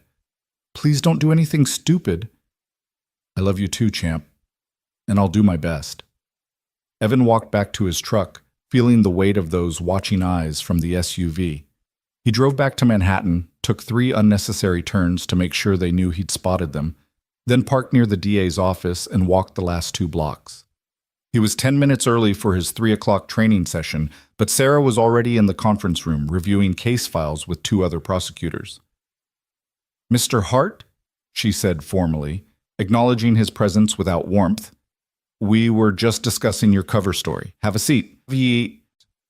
The afternoon was a blur of legal terminology and tactical planning. They reviewed the financial documents that made Hart's auto repair look desperate, rehearsed conversations about why Evan had changed his mind about Russo's offer, discussed contingencies if Russo demanded proof of loyalty. One of the prosecutors, a sharp-eyed woman named Chen who specialized in organized crime, asked pointed questions about Evan's psychology, his triggers, his ability to maintain composure under pressure. "Mr. Russo will test you," Chen explained. "He'll ask you to do things that make you uncomfortable. Small things at first. Deliver a package, collect money from someone behind on payments. If you refuse, he'll know you're not serious. If you comply, you become complicit. How do you plan to handle that?" Evan had thought about this during the drive. "I handle it by documenting everything and trusting you to protect me from prosecution. I'm not interested in becoming a criminal, but I understand that gathering evidence means getting close to crimes, maybe even participating in minor ways. As long as we're clear about boundaries, I can work within them." "The boundaries are fluid," Sarah interjected. "We can offer you immunity for certain activities, but that immunity has limits. If you participate in violence, if you help commit serious felonies, we can't protect you. The judge will reject any evidence we gathered, and you'll be prosecuted along with everyone else." "So where's the line?" "The line is violence," Chen said firmly. "You can accept money, make deliveries, even collect debts verbally. But the moment you or anyone else gets hurt, the moment weapons are involved, you abort the operation. Hit your panic button and we extract you." It sounded reasonable in theory. In practice, Evan knew that chaos didn't respect boundaries, that situations escalated faster than panic buttons could summon help. But he nodded anyway because what choice did he have? Mrs. Chen was already burned. The threats had already been made. The only path forward was through the fire, not around it. They broke at 6, Sarah dismissing the other prosecutors but asking Evan to stay. When the room was empty, she closed the door and turned to face him with an expression he couldn't quite read. "My father kept a journal," she said without preamble. "He wrote in it every night after his shift. Mostly routine stuff, calls they responded to, equipment problems, birthday parties at the firehouse. But sometimes he'd write about the people he worked with. About you." Evan's throat tightened. "Sarah, I don't think—" "He thought you were brilliant, intuitive, the kind of firefighter who could read a building like a book, who knew where the weak points were before the fire did. He also thought you were reckless, that you took chances no one else would take because you believed you were invincible." She paused. "He was right about both things. Your father was the best man I ever knew." "Don't," her voice cracked. "Don't talk about him like he's some saint. He was a man, a good man, but just a man. And he died because he followed you into a building that should have been evacuated. He died because you convinced him there was someone inside who needed saving." "There were signs," Evan said desperately, needing her to understand even though he knew she never would. Disturbed dust, movement in the windows, all the indicators that someone was trapped inside. "The investigation found no evidence of anyone else in that building. No bodies, no signs of habitation, just you and my father and Tommy Breslin, and only one of you walked out." Sarah's eyes were bright with unshed tears. "So either you were wrong or you were right, and someone escaped while you were busy watching my father burn." Evan had spent 3 years trying to answer that question, had replayed every second of that night in his mind until the memories became dreams, became nightmares. "I don't know, Sit," he admitted. "I've never known. And that's the worst part. Not knowing if I sent him in for nothing or if I failed someone who needed help. Well, now you get to prove which one you are. The hero who saves people or the fool who gets them killed." Sarah wiped her eyes angrily. "Tomorrow morning, 8 a.m., you call Russo's number and tell him you want to meet. We'll have surveillance in place, audio equipment ready. And Mr. Hart, if you screw this up, if more people die because you think you're invincible, I will personally make sure you spend the rest of your life in a cell. Do you understand?" "Yes." "Good. Now get out. Go home to your son. Because if this goes wrong, he's going to need good memories of his father." Evan left the DA's office feeling like he'd been hollowed out and filled with concrete. The evening air was cold. October sliding into November, the city preparing for winter. He drove home on autopilot, his mind replaying Sarah's words, her father's journal entries, the investigation that had cleared him legally but convicted him morally. Danny was already home when Evan arrived, sprawled on the couch with homework spread across the coffee table like a paper explosion. He looked up when his father entered, and his expression shifted from concentration to concern. "You look terrible," Danny observed. "Long day. How was the rest of school?" "Fine. We won the Constitutional Convention simulation. Turns out I'm good at compromise." Danny set down his pencil. "Did you eat lunch? After you brought mine?" Evan realized he hadn't. The sandwich from the deli was still in his truck, forgotten in the chaos of training and confrontation. "I'll grab something in a minute. Finish your homework." "It's mostly done, just calc problems." Danny hesitated, then said, "The SUV was there again. When you left. They sat there for like 20 minutes after you drove away, just watching the school." Rage and fear warred in Evan's chest. "Did they approach anyone?" "No, just watched. But Dad, it's creepy. Some of the other kids noticed too. Mrs. Patterson almost called the cops, but then they drove away." Evan sat heavily on the couch, suddenly exhausted beyond measure. "I'm sorry you're dealing with this. You shouldn't have to worry about things like this." "I'm 13, not stupid. I know something serious is happening." Danny closed his textbook. "Is it about Mom?" "No, your mother's fine. This is about work. About choices I made that had consequences." "Bad consequences?" "Complicated ones." Evan pulled his son close, grateful when Danny didn't resist. "But I'm handling it, and I promise, no matter what happens, you're safe. That's my only priority." They sat like that for a while, father and son, holding on to each other while the world outside grew dark and dangerous. Eventually, Danny pulled away and returned to his homework, and Evan forced himself to eat something, leftover pasta that tasted like cardboard, while scrolling through his phone. He found himself looking at photos from happier times. Danny as a baby, back when Evan's marriage was still intact and his career was still meaningful. Danny's first day of school, wearing a backpack almost as big as he was. Danny at the beach last summer, building sandcastles and laughing at nothing because that's what kids did when life was simple. When had it become so complicated? When had doing the right thing started feeling like walking through fire? His phone rang at 9:47 p.m., not unknown this time, Sarah's direct number. "We've got a problem," she said without greeting. "Russo knows you're working with us." Evan's blood went cold. "How?" "We're not sure, but one of our informants just contacted us. Says word on the street is that Evan Hart is talking to prosecutors, that he's wearing a wire. Russo's people are furious. They're looking for you." "How is that possible? We haven't even made contact yet." "Someone leaked, someone in our office, or someone who saw you coming here. It doesn't matter how. What matters is you're burned before we even started." Sarah's voice was tight with frustration. "You need to get somewhere safe. Take your son and disappear until we figure this out." "Disappear where? Russo's people followed me to Danny's school. They know where I work, where I live. There's nowhere in this city they can't find me." "Then leave the city. I can arrange protection, a safe house upstate. Running won't solve this. Russo will just target Morrison or Rebecca or Marcus. Everyone I talk to becomes collateral damage." Evan's mind was racing, calculating options, discarding impossible solutions. "There's only one way this ends." "Don't do anything stupid, Hart. That's an order." "It's not your order to give. You're a prosecutor, not my commanding officer." Evan stood, began pacing his kitchen. "If Russo knows I'm working with you, then the undercover operation is dead. But that doesn't mean I can't still get to him." "What are you talking about?" "I'm talking about making him come to me. Making him so angry, so personally invested that he has to respond. And when he does, when he's sloppy and exposed, that's when you take him down." "That's suicide," Sarah said flatly.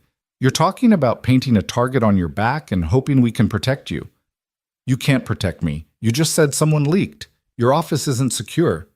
Russo probably has people on your payroll, feeding him information, warning him about investigations." Evan felt a strange calm settling over him, the kind that came right before a dangerous call, when fear transformed into focus. "But if I go loud, if I make this personal and public, he can't hide behind lawyers and shell companies. He has to respond, and when he does, the whole city will be watching." "This is insane. This is the only play we have left." Evan thought about Mrs. Chen, about her jade pendant, about protection that couldn't be bought or negotiated. I'm going to challenge him, publicly, tomorrow, and either he takes the bait and you catch him, or he kills me and you have a murder case that's impossible to ignore. I can't authorize this. I'm not asking for authorization. I'm telling you what I'm going to do. You can either prepare to take advantage of it or not. Your choice. Evan hung up before Sarah could argue further. He stood in his kitchen, breathing hard, the decision made and irreversible now. He just committed to a course of action that would either end Russo's criminal empire or end Evan's life. There was no middle ground, no safe compromise. Danny appeared in the doorway, his face pale. I heard you talking. Dad, what are you planning? Evan wanted to lie, wanted to protect his son from the truth. But Danny deserved better than deception. I'm going to end this, one way or another. By getting yourself killed? By making sure people like Russo can't hurt innocent people anymore. Evan crossed to his son, put his hands on Danny's shoulders. I need you to do something for me. Tomorrow, you're going to stay home from school. I'm going to call your mother, ask her to come get you, take you to Connecticut for a few days. No, Danny's voice was firm despite the fear in his eyes. I'm not leaving you. Danny, no. You don't get to send me away while you do something stupidly heroic. That's not how this works. Tears were streaming down Danny's face now. I already lost Mom in the divorce. I'm not losing you because you think you have to save everyone. Evan pulled his son into a fierce hug, feeling Danny's thin frame shake with sobs. I have to do this. I have to make sure you grow up in a world where bullies don't win, where standing up matters, where doing the right thing means something. The right thing is staying alive for me, Danny said into his father's chest. The right thing is being my dad. I'm trying to be both. They stood like that for a long time, father and son, holding on while the world outside threatened to tear them apart. Eventually, Danny's sobs quieted, and Evan led him to his bedroom, tucked him in like he had when Danny was small, and nightmares could be chased away with nightlights and soft words. I love you, Evan whispered, more than anything. And no matter what happens tomorrow, I need you to know that everything I do is because I want you to be proud of who your father was.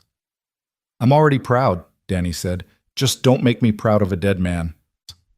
Evan kissed his son's forehead and left the room before he could break down completely. He returned to the kitchen and did something he hadn't done since the warehouse fire. He wrote a letter. Several letters, actually. One to Danny explaining his choices and apologizing for the pain they'd cause. One to his ex-wife asking her to help Danny understand. One to Morrison, thanking him for years of mentorship and friendship. And one to Sarah telling her where to find evidence he'd compiled about Russo's organization. Photos, documents, recordings from his phone of the threats. He sealed the letters in envelopes, addressed them carefully, and placed them in his truck's glove compartment. Then he sat at his kitchen table and planned his next move with the cold precision of someone who understood exactly what he was risking. Tomorrow, he would go public. He would contact every news outlet in the city, tell them about Mrs. Chen, about Russo's organization, about the arson and the threats. He would give interviews, name names, provide enough specific details that the story couldn't be ignored or buried. And he would dare Russo to respond, to come after him openly, in a way that left evidence and witnesses. It was reckless. Suicidal, even. But it was also the only move that made the game unwinnable for Russo. The criminal could have Evan killed, but that would create a martyr and intensify the investigation. He could try to discredit Evan, but the evidence was documented. He could do nothing, but that would embolden other victims to come forward, would show weakness to his organization. Every option was bad for Russo. And that was exactly what Evan wanted. He spent the night on the couch, unable to sleep, watching dawn creep across the city like smoke. When his phone alarm went off at 6 a.m., he was already awake, had been for hours. He made coffee, scrambled eggs that Danny wouldn't eat, and tried to act normal while his heart hammered against his ribs. At 7, he called his ex-wife. Jennifer answered on the third ring, her voice thick with sleep. Evan? What's wrong? I need you to come get Danny, today. Now, if possible. What happened? Is he okay? He's fine, but I've gotten involved in something dangerous, and I need him away from me until it's resolved. There was a long pause. Then Jennifer said, This is about your hero complex, isn't it? You couldn't just stay in your lane, had to get involved in someone else's problem. It's more complicated than that. It always is with you. You always think you're the only one who can fix things, who can save people, and you never think about the collateral damage. Her voice was bitter with old arguments, old wounds. Fine, I'll be there by noon. But Evan, whatever you're planning, think about your son. Think about whether your principles are worth making him an orphan. I think about that every second of every day. Do you? Because from where I'm standing, it looks like you're about to do something monumentally stupid because you can't let go of the past. She hung up before he could respond. Evan sat with the phone in his hand, her words echoing in his head. Was she right? Was this about saving Mrs. Chen or about trying to redeem himself for Tommy's death? Was he being heroic or just suicidal with a better excuse? He didn't have an answer. Maybe there wasn't one. Maybe motivation didn't matter when lives were at stake, when the alternative was looking away while people burned. At 8 a.m., Evan started making calls, first to the New York Times, then to the Post, then to local news stations. His pitch was simple and compelling. A single father threatened by organized crime, an elderly woman burned out of her home, a pattern of arson and intimidation that the authorities were too corrupt or incompetent to stop. He had names, dates, photographs. He was willing to go on record, face to camera, and dare the criminals to respond. The news organizations loved it. By 10 a.m., he had 3 interviews scheduled, 2 for that afternoon and 1 for the evening news. By 11, social media was already buzzing with leaked details, hashtags forming around Mrs. Chen's story, amateur detectives trying to identify the men in photos Evan had posted. By noon, when Jennifer arrived to collect Danny, Evan Hart had become a very public problem for Vincent Russo. And problems, in Russo's world, had simple solutions. Jennifer looked older than Evan remembered. Stress and single parenthood aging her faster than time. She hugged Danny tightly, then turned to Evan with eyes that mixed concern and anger in equal measure. "You're really doing this," she said. Not a question. "I am. And there's nothing I can say to stop you?" "No?" She nodded slowly. "Then do me one favor. Survive. Because if you get yourself killed, I'll never forgive you." Danny hugged his father with desperate strength. "Please don't die," he whispered. "I'll do my best, champ. I love you." "Love you too, Dad." They drove away in Jennifer's sedan, and Evan watched until the taillights disappeared, feeling like he'd just said goodbye for the last time. Then he returned to his apartment and prepared for war. The first interview aired at 3 p.m. on Channel 7. Evan sat across from an ambitious young reporter named Michaels, who'd built a career on exposing corruption. He told Mrs. Chen's story, showed the photographs of her burned building, explained the threats and the intimidation. He named Vincent Russo. He named his organization. He laid it all out for the city to see. "Are you afraid?" Michaels asked. "Terrified," Evan admitted. "But more afraid of what happens if good people stay silent. More afraid of teaching my son that safety matters more than justice." The interview was powerful, compelling, the kind of television that made viewers angry and inspired. Within an hour, it had been shared thousands of times. Within 2 hours, other victims were coming forward, telling their own stories of Russo's organization, adding to the chorus of voices demanding action. And in an office somewhere in Manhattan, Vincent Russo watched the interview with cold fury and began making calls. Evan was in his truck, driving toward his second interview, when the SUV appeared again. But this time, it didn't follow at a distance. It pulled alongside him at a stoplight, and the rear window rolled down. The thin man with glasses looked at him with something like regret. "Wrong choice, Mr. Hart," he said. "Last chance to walk away." "Already made my choice," Evan replied. "How about you?" The light turned green. Both vehicles accelerated, and the SUV suddenly swerved, slamming into Evan's truck with enough force to push him into oncoming traffic. Horns blared, brakes screeched. Evan fought the steering wheel, managed to straighten out, but the SUV was coming again, deliberately trying to force him into a collision. This was it. The response. Russo's answer to public defiance was attempted murder in broad daylight, and Evan realized with crystal clarity that he'd misjudged how desperate these men were, how willing they were to escalate. He grabbed his phone, hit the panic button that Sarah's team had installed. Then he did something crazy. He accelerated toward the next intersection, timing his approach to hit the yellow light at full speed. The SUV followed, committed to the chase. But Evan knew this intersection, knew that the cross traffic didn't wait for reds, that delivery trucks used it as a shortcut. The timing was everything.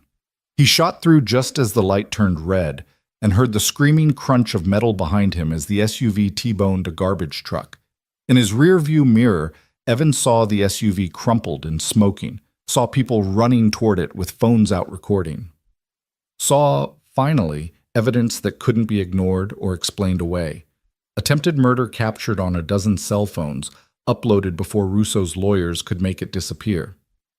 Evan pulled over 2 blocks away, his hands shaking on the wheel. His phone was ringing, Sarah probably, responding to the panic signal. But he couldn't answer yet.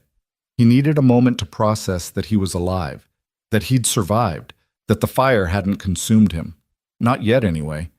The war had just begun, and Evan Hart had fired the first shot that couldn't be taken back. Now he just had to survive the response.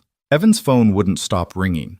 Sarah's number flashed on the screen 3 times before he finally answered, his voice steadier than his hands. "I saw it," Sarah said without preamble. "The whole thing. We had surveillance on you after last night, and our unit captured the entire chase. Are you hurt?" "No. Shaken, but intact." Evan watched in his rear-view mirror as police cars and an ambulance converged on the crashed SUV. "The men in that vehicle are in custody. 2 injured, 1 critical. They're not going anywhere." Sarah's voice carried a mixture of satisfaction and concern. "This changes everything, Hart. You just handed us attempted murder on camera. Russo can't lawyer his way out of this." "He'll try. He'll say they were rogue operators, that he had no knowledge of their actions. Let him try. We've got witnesses, video evidence, and a pattern of behavior that's going to be very hard to explain away." Sarah paused. "Where are you now?" "Parked on Lexington, about 2 blocks from the crash, trying to remember how to breathe." "Stay there. I'm sending a unit to pick you up. You're not safe alone anymore, not after this. Russo's going to be desperate, and desperate men do stupid things. I'm counting on it." "That's what worries me." Sarah's tone shifted, became almost gentle. "You did good today, Hart. Reckless and insane, but good. My father would have called it a controlled burn, destroying the small stuff to save the big picture." Evan felt his throat tighten. "Your father was better at this than I am. My father's dead because he trusted you. But maybe, just maybe, you're finally worth that trust." She hung up before he could respond. 2 patrol cars arrived within minutes, lights flashing but sirens silent. A young officer with a serious face and careful eyes approached Evan's truck, hand resting on his weapon until he confirmed Evan's identity. "Mr. Hart? I'm Officer Rodriguez. DeBreslin asked us to escort you to a secure location. If you'll follow us, sir." Evan followed the patrol cars through Manhattan traffic, hyper-aware of every vehicle around him, every pedestrian who looked too long, every shadow that might hide a threat. They drove to a nondescript building in Midtown, underground parking that led to an elevator that required a key card, corridors that smelled like government efficiency and institutional coffee. Sarah waited in a conference room on the 7th floor, surrounded by monitors showing news coverage of the crash. Every major network was running the story: attempted murder in broad daylight, organized crime exposed, a single father's brave stand against corruption. Evan's face was everywhere, his interview from earlier playing on loop, his words about justice and safety becoming sound bites that would define the narrative. "You're a celebrity," Sarah said as he entered, "a very endangered celebrity." "I didn't do this for fame." "No, you did it because you have a death wish and a savior complex." She gestured to a chair. "Sit. We need to talk strategy." Evan sat, suddenly exhausted. The adrenaline from the chase was wearing off, leaving behind the familiar ache of muscles held too tense for too long. "What's the status of the men from the SUV?" "The driver's in surgery. The front passenger has a broken arm and a concussion. And your friend with the glasses, the thin man, he's mostly fine. And he's talking." Evan leaned forward. "Talking how?" "Singing like a canary who just discovered opera." Sarah pulled up a file on one of the monitors. His name is Marcus Chen, no relation to Mrs. Chen, ironically.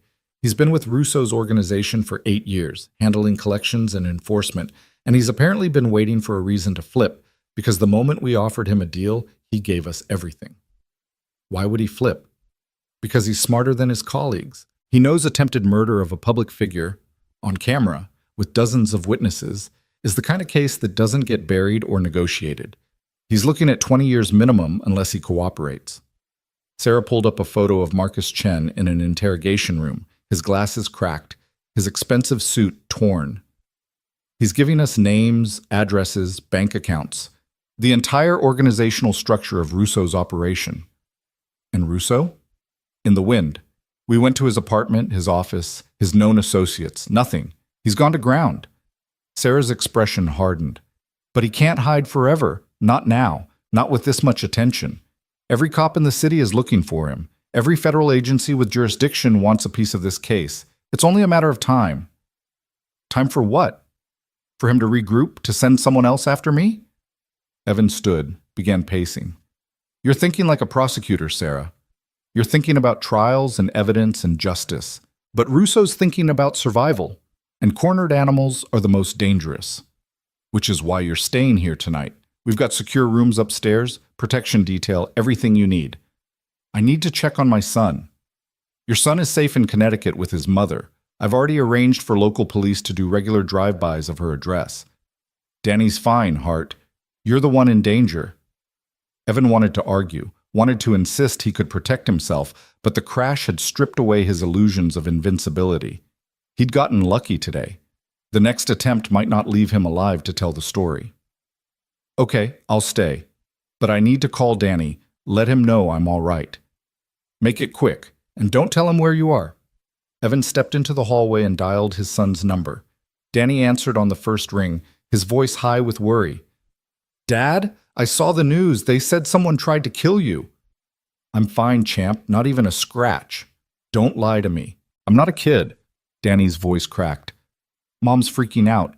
She keeps saying you're going to get yourself killed, that you're being selfish and stupid. Your mother's not wrong. But you're doing it anyway. I am. Evan leaned against the wall, feeling the weight of every choice that had led to this moment. Danny, I need you to understand something. What I'm doing, it's not about being a hero. It's not about proving anything. It's about making sure that people like Russo can't hurt innocent people anymore. It's about making sure you grow up in a world where standing up actually means something. I don't care about the world, Danny said fiercely. I care about you. I care about having a dad. And I care about being a dad you can be proud of. Not just someone who talks about doing the right thing, but someone who actually does it, even when it's hard. Evan closed his eyes. I know I'm asking a lot. I know this is scary. But I need you to trust that I'm being as careful as I can be. Careful would be running away. Careful would be letting the police handle it. The police can't handle it alone. Sometimes regular people have to stand up. That's what makes a society work. Not just laws and enforcement, but ordinary people refusing to look away. Danny was quiet for a long moment. Then he said, You sound like Grandma. She used to say stuff like that, about responsibility and community and not being a bystander. Your grandmother was the wisest person I ever knew. I wish she was here to tell me I'm being an idiot. She'd probably tell you you're being brave and stupid at the same time. That's what she always said about firefighters. Danny's voice softened. I love you, Dad. Please don't die doing the right thing. I love you too, champ. So much.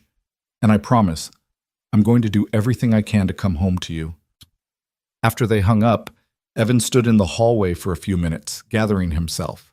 Through a nearby window, he could see the city sprawling below. Millions of lights, millions of lives, all of them interconnected in ways most people never considered. Somewhere out there, Russo was hiding. Somewhere out there, Mrs. Chen was recovering. Somewhere out there, other victims were watching the news and wondering if maybe, finally, someone was fighting back. Sarah appeared at his elbow. You okay? Define okay. Fair point. She handed him a cup of coffee that smelled like it had been sitting on a burner for 3 hours. The evening news is about to start. They're leading with your story. Russo's going to see it. and he's going to have to make a choice, cut his losses and disappear permanently, or come after you one more time. Which do you think he'll choose?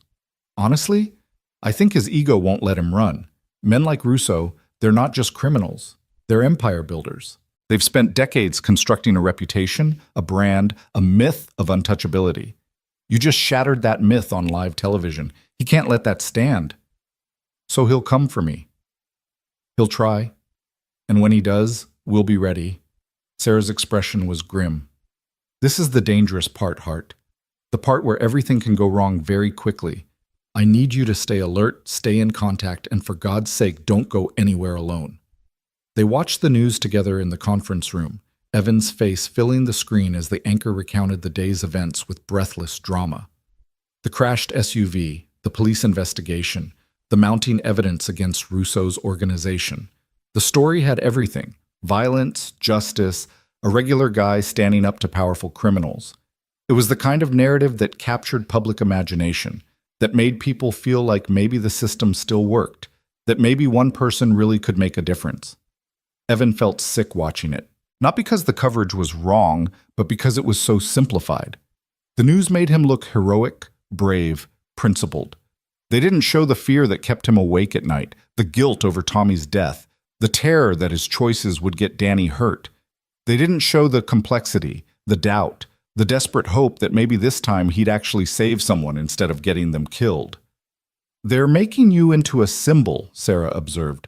That's going to make it harder for Russo to touch you without massive repercussions, but it's also going to make him more determined to respond. So we wait. We wait.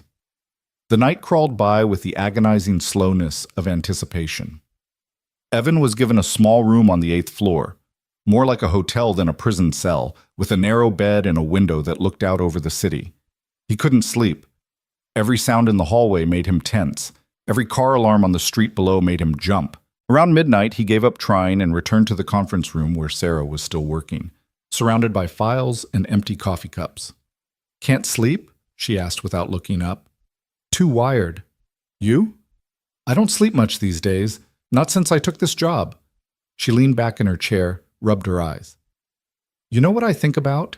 Late at night, when I'm reviewing cases and drinking terrible coffee, I think about my father's funeral, about standing at his grave while hundreds of firefighters in dress uniforms saluted, about my mother's face, how she looked 20 years older in a week, about my sister Emily, who was only 8 at the time, asking when Daddy was coming home."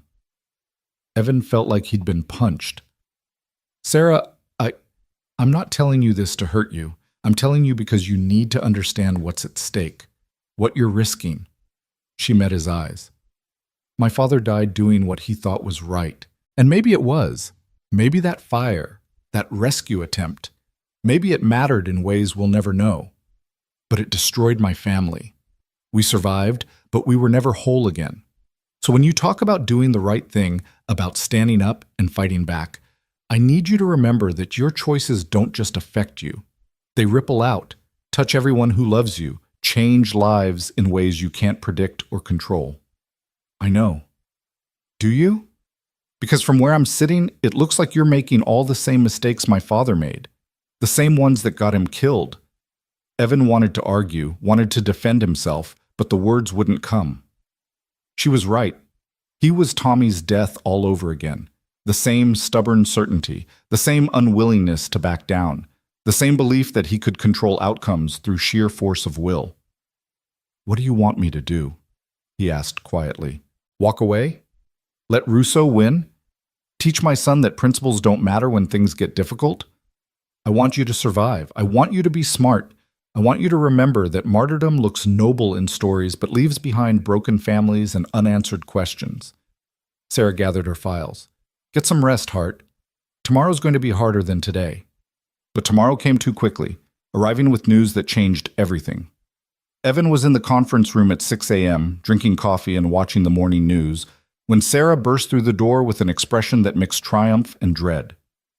"We found him, Russo. He's at a private airfield in New Jersey, trying to charter a flight to Mexico." Evan was on his feet instantly. "When?" "Flight scheduled for 8 a.m. We've got units moving into position now." Sarah pulled up a tactical map on one of the monitors. This is it, Hart. This is our chance to end this. I need to be there. Absolutely not. You're a civilian, and this is a law enforcement operation. You stay here where it's safe. Safe wasn't part of the deal. I started this, and I need to see it through. Evan grabbed his jacket. Besides, Russo knows me. He's seen my face, heard my voice. If this goes wrong, if he manages to get to that plane, maybe I can talk him down. Or maybe he'll shoot you on sight. He was going to do that anyway. Evan headed for the door. Are you coming, or do I find my own way to New Jersey? Sarah stared at him for a long moment, and Evan could see her father in her expression, the same weighing of risks, the same calculation of costs. Finally, she grabbed her own jacket. You stay behind me at all times. You don't engage unless I specifically authorize it, and if I tell you to run, you run. Understood? Understood.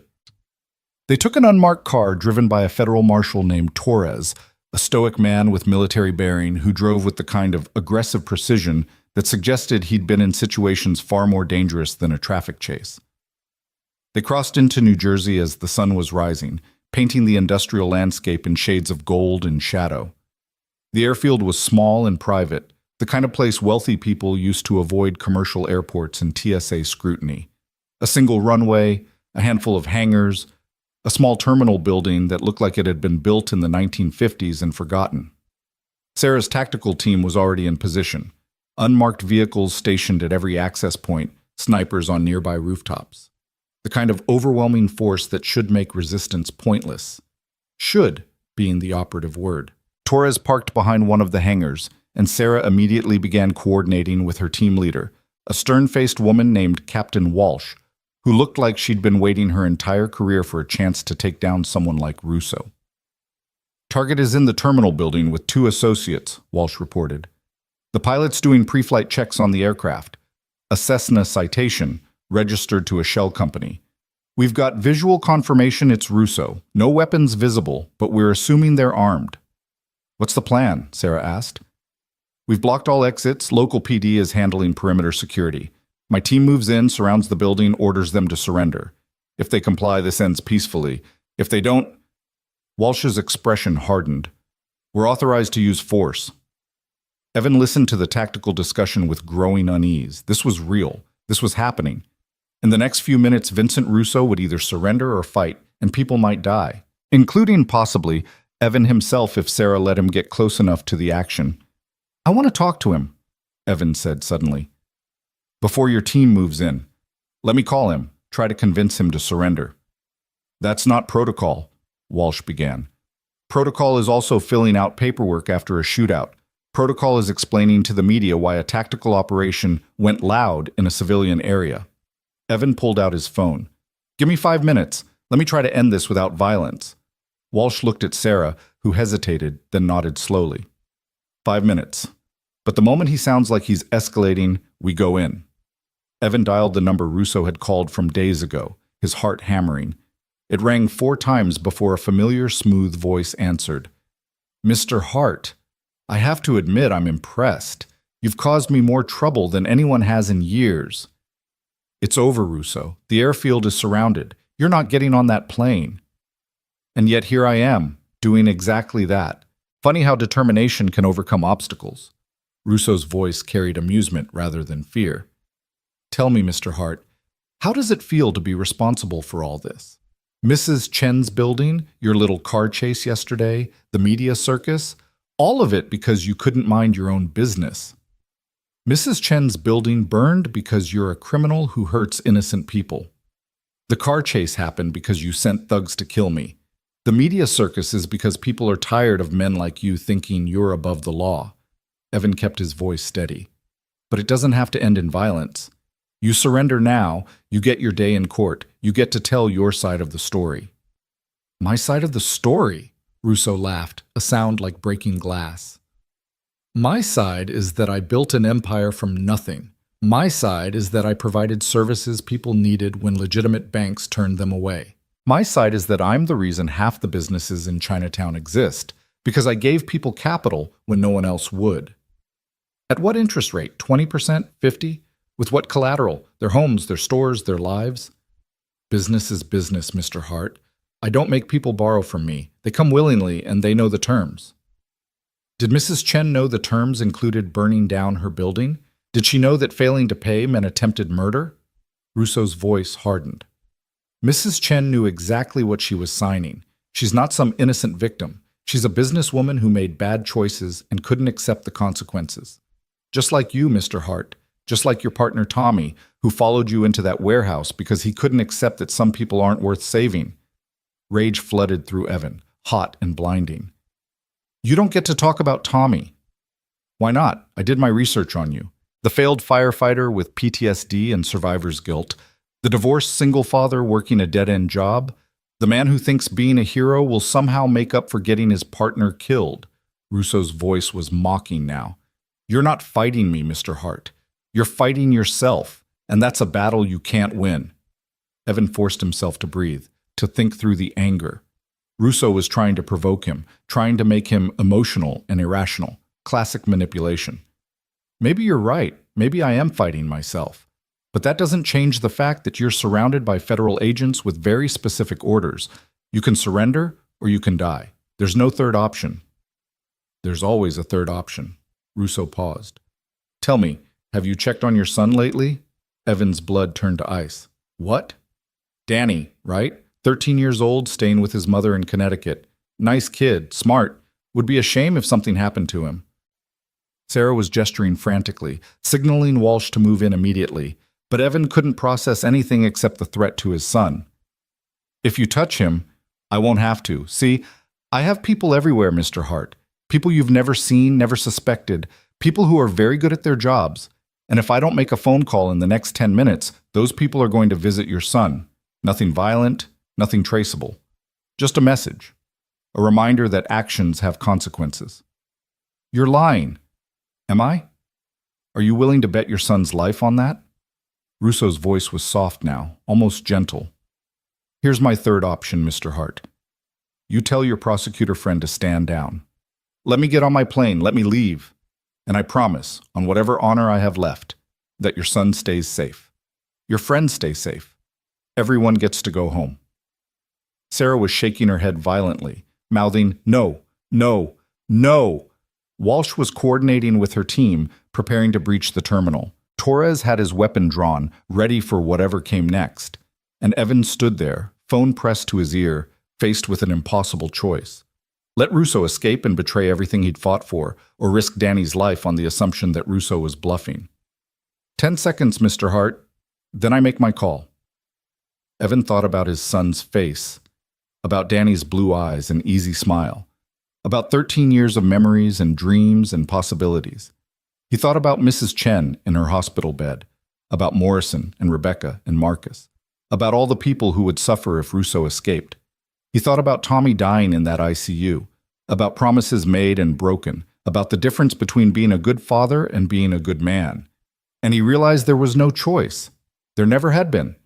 Because if he let Russo threaten Danny and got away with it, then every other criminal would know that Evan Hart's principles had a price, that his courage extended only as far as his son's safety, that he could be controlled, manipulated, broken. No, Evan said quietly. What? I said no, you don't get to threaten my son. You don't get to use fear as a weapon anymore. You're surrounded. You're finished. And if you have people watching Danny, they're about to be arrested by the Connecticut State Police that Sarah is calling right now. Evan's voice strengthened. Your third option doesn't exist, Russo. There's just surrender or die. Make your choice. For 3 heartbeats, there was silence on the line. Then Russo said, Wrong answer, Mr. Hart. You just killed your son. The line went dead. Evan's world narrowed to a single point of terror. He turned to Sarah, saw her already on her phone with Connecticut authorities coordinating protection for Danny. Walsh was shouting orders, her team moving toward the terminal in tactical formation. Everything was happening too fast and too slow simultaneously, time distorting under the weight of fear. Danny, Evan started, is safe, Sarah cut in, listening to her phone. Connecticut PD is at your ex-wife's house right now. Nobody's there except them. No threats. No suspicious vehicles. Russo was bluffing. You don't know that. He said he has people. He was manipulating you, playing on your fear. It's what men like him do when they're cornered. Sarah grabbed his arm. Danny is safe, but we need to end this now, before Russo tries something else. Walsh's team reached the terminal entrance. Through binoculars, Evan could see movement inside, shadows passing in front of windows, the shape of men preparing for something. Then the terminal door opened and Russo walked out, hands raised, flanked by his two associates. For a moment, Evan thought it was over, thought Russo had accepted defeat, had chosen surrender over suicide. The tactical team was moving in, weapons trained, voices shouting commands to get on the ground, to show hands, to comply or die. But something was wrong. Russo was smiling, that same smooth, confident smile that said he knew something everyone else didn't. And then Evan saw it, the detonator in Russo's raised hand, thumb hovering over the button. "Stand down," Russo called out. "Stand down or I blow this entire airfield to hell. I've got explosives in the terminal, in the hangars, enough C4 to level this entire location. Everyone dies, or you let me get on that plane." Walsh froze, her team halting mid-approach. Sarah was on her radio, desperately calling for a bomb squad, for someone to confirm if the threat was real. Torres was pulling Evan back toward the car, following protocol that said civilians didn't belong anywhere near potential explosions.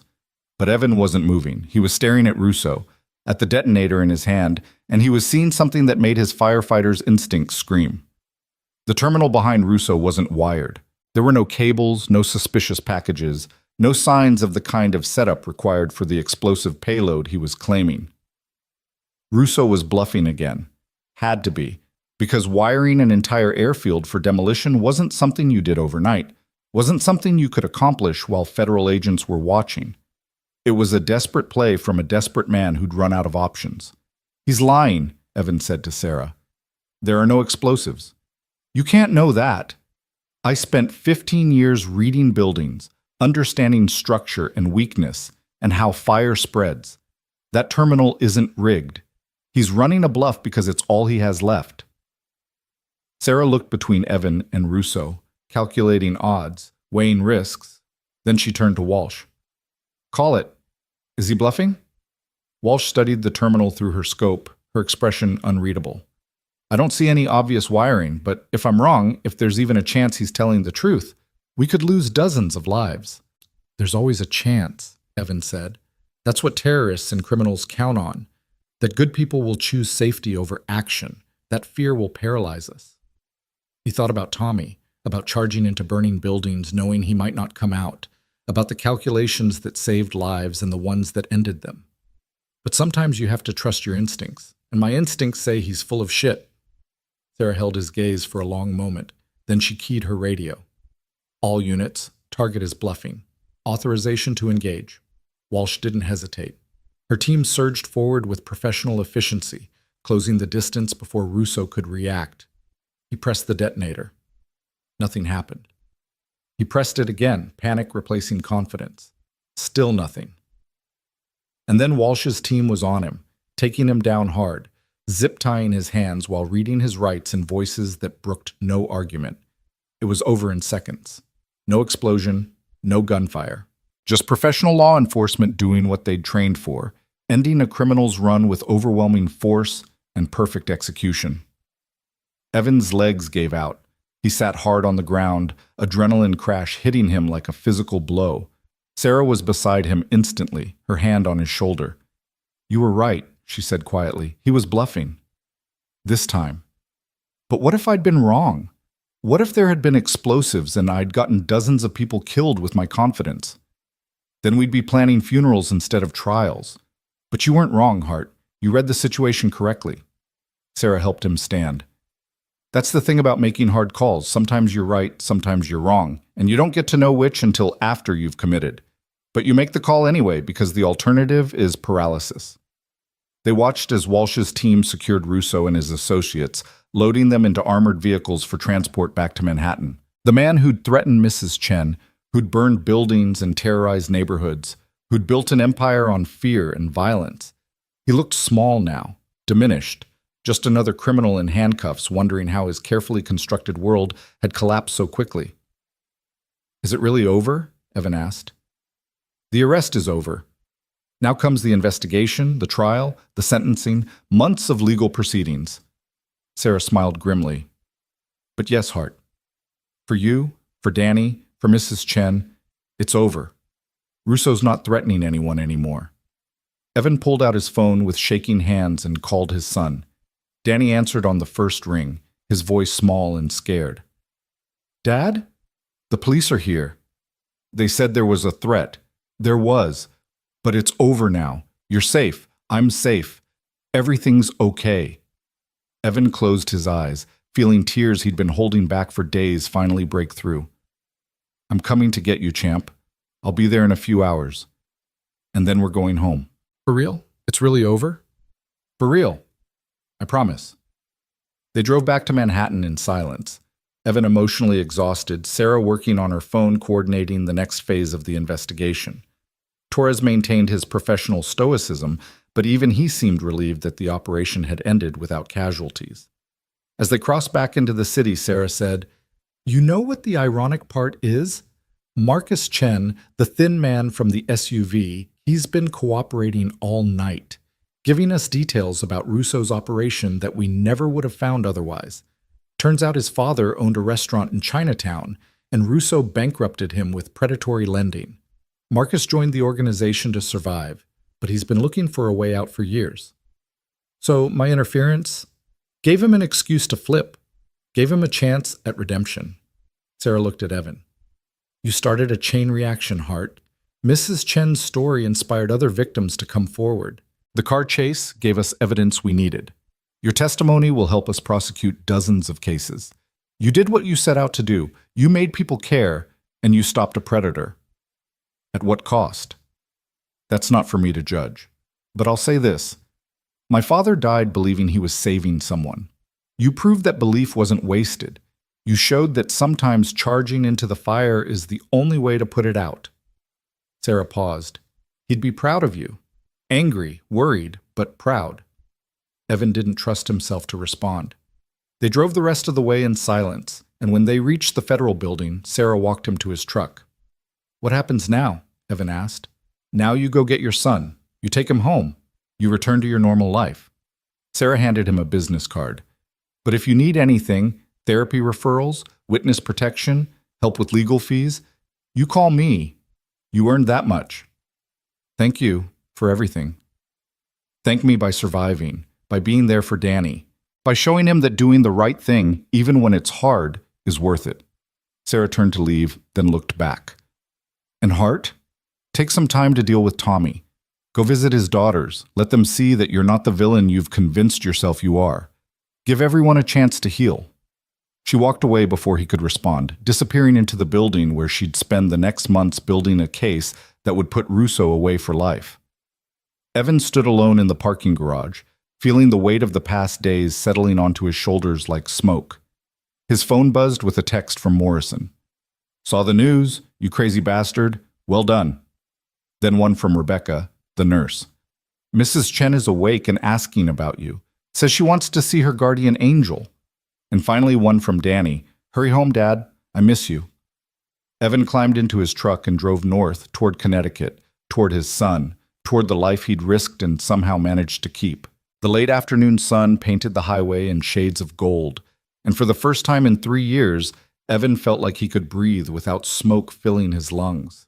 He'd walked into the fire and come out the other side. Not unscathed, he'd never be that again, but alive. Whole enough to keep going, strong enough to face whatever came next. And as he drove, Mrs. Chen's jade pendant swung gently from his rearview mirror, catching the light like a promise that protection wasn't about preventing all harm, but about having the courage to face it anyway. The drive to Connecticut felt longer than it should have, every mile weighted with the accumulated exhaustion of the past week. Evan's hands were steady on the wheel now, but his mind kept replaying moments, the crash, Russo's voice on the phone threatening Danny, the detonator that had turned out to be nothing but a desperate man's final bluff. He'd been right to trust his instincts, but the margin between right and catastrophically wrong had been razor thin. Jennifer's house appeared as the sun was setting, a modest colonial in a neighborhood where people mowed their lawns on Saturdays and knew their neighbors' names. It was the kind of place Evan had thought they'd raise Danny together, back when marriage seemed permanent and the future felt predictable. Now it was just the place where his ex-wife had rebuilt a life that didn't include him. Danny was sitting on the front steps before Evan even parked, and the moment the truck stopped, his son was running toward him. Evan barely had time to open the door before Danny crashed into him, arms wrapping around his father with desperate strength. "You're okay," Danny said into Evan's chest, his voice muffled and thick with emotion. "You're actually okay." "I promised I would be." Evan held his son, feeling the tension of the past days finally beginning to release. "I'm sorry I scared you, champ. I'm sorry for all of it. Don't apologize for doing the right thing." Danny pulled back and Evan saw that his son had been crying, his eyes red and swollen. "Mom's been watching the news nonstop. She keeps saying you could have died, that you were being reckless.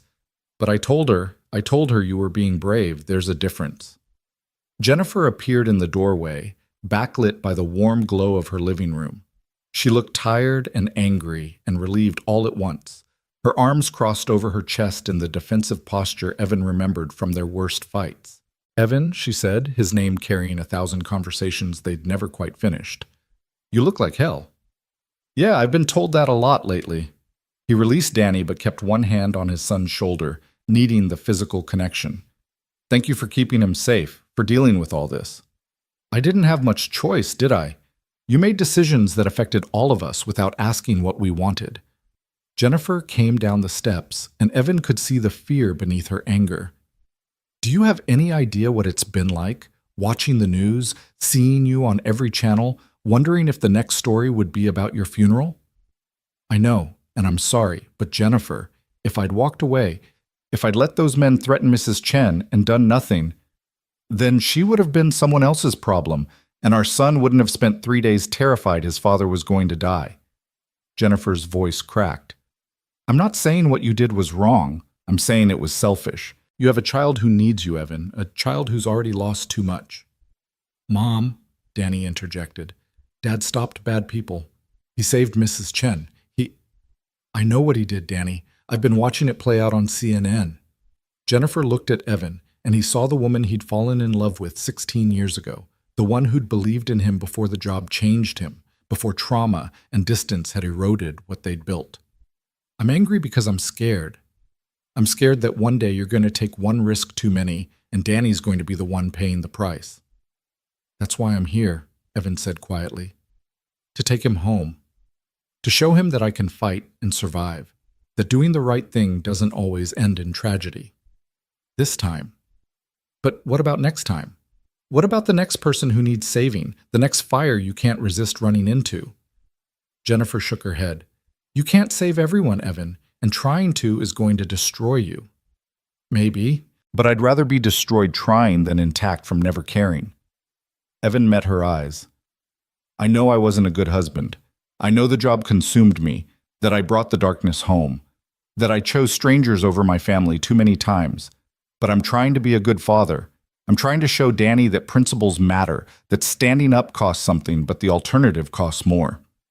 Jennifer was quiet for a long moment, and Evan could see her weighing his words against years of resentment and disappointment.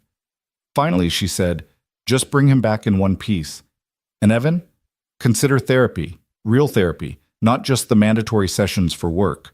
You're carrying too much, and it's going to crush you if you don't deal with it." "I will, I promise." Danny hugged his mother goodbye, grabbed his backpack from inside, and climbed into Evan's truck with the relieved energy of someone finally going home. As they pulled away, Evan caught Jennifer watching from the doorway, her expression unreadable, but her posture suggesting she was already regretting letting Danny leave.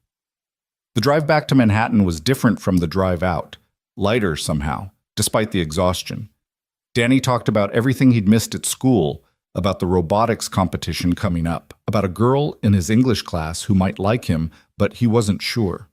Normal teenager things, the kind of problems that felt enormous at 13, but would be forgotten by 16. Evan listened and responded and tried to be present, tried to make up for 3 days of terror with an hour of normalcy. They stopped for dinner at a diner outside the city, not the Glass Tower, but similar enough to make Evan remember where this had all started.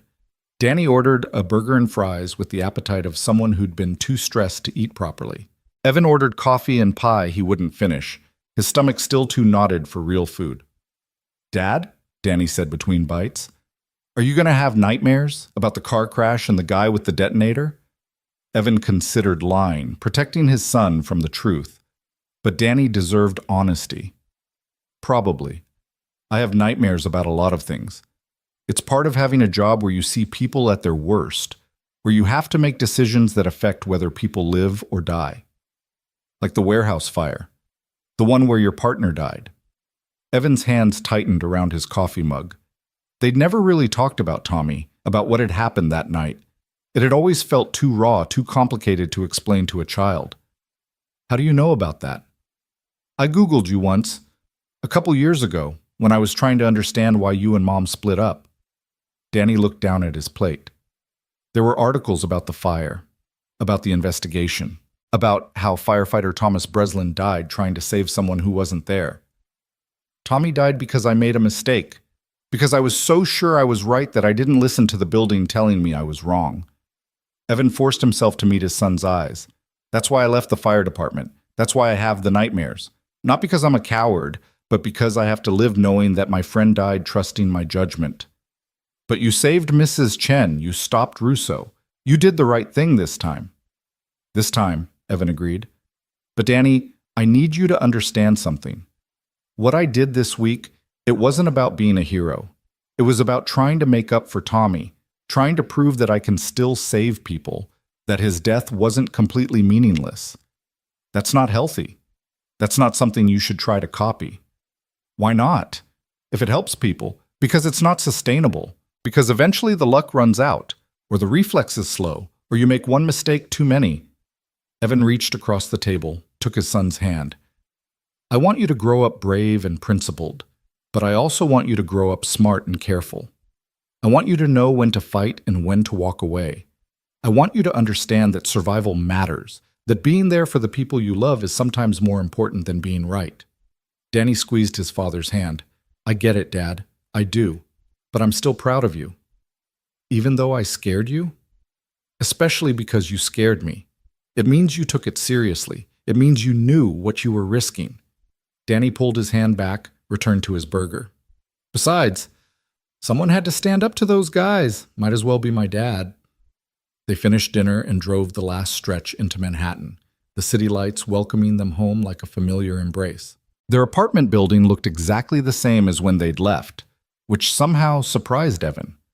The world felt fundamentally changed by the events of the past week, but the laundry room in the basement still had the same broken dryer, the lobby still smelled like Mrs. Rodriguez's cooking from 3B, the elevator still made that concerning grinding noise between the 4th and 5th floors.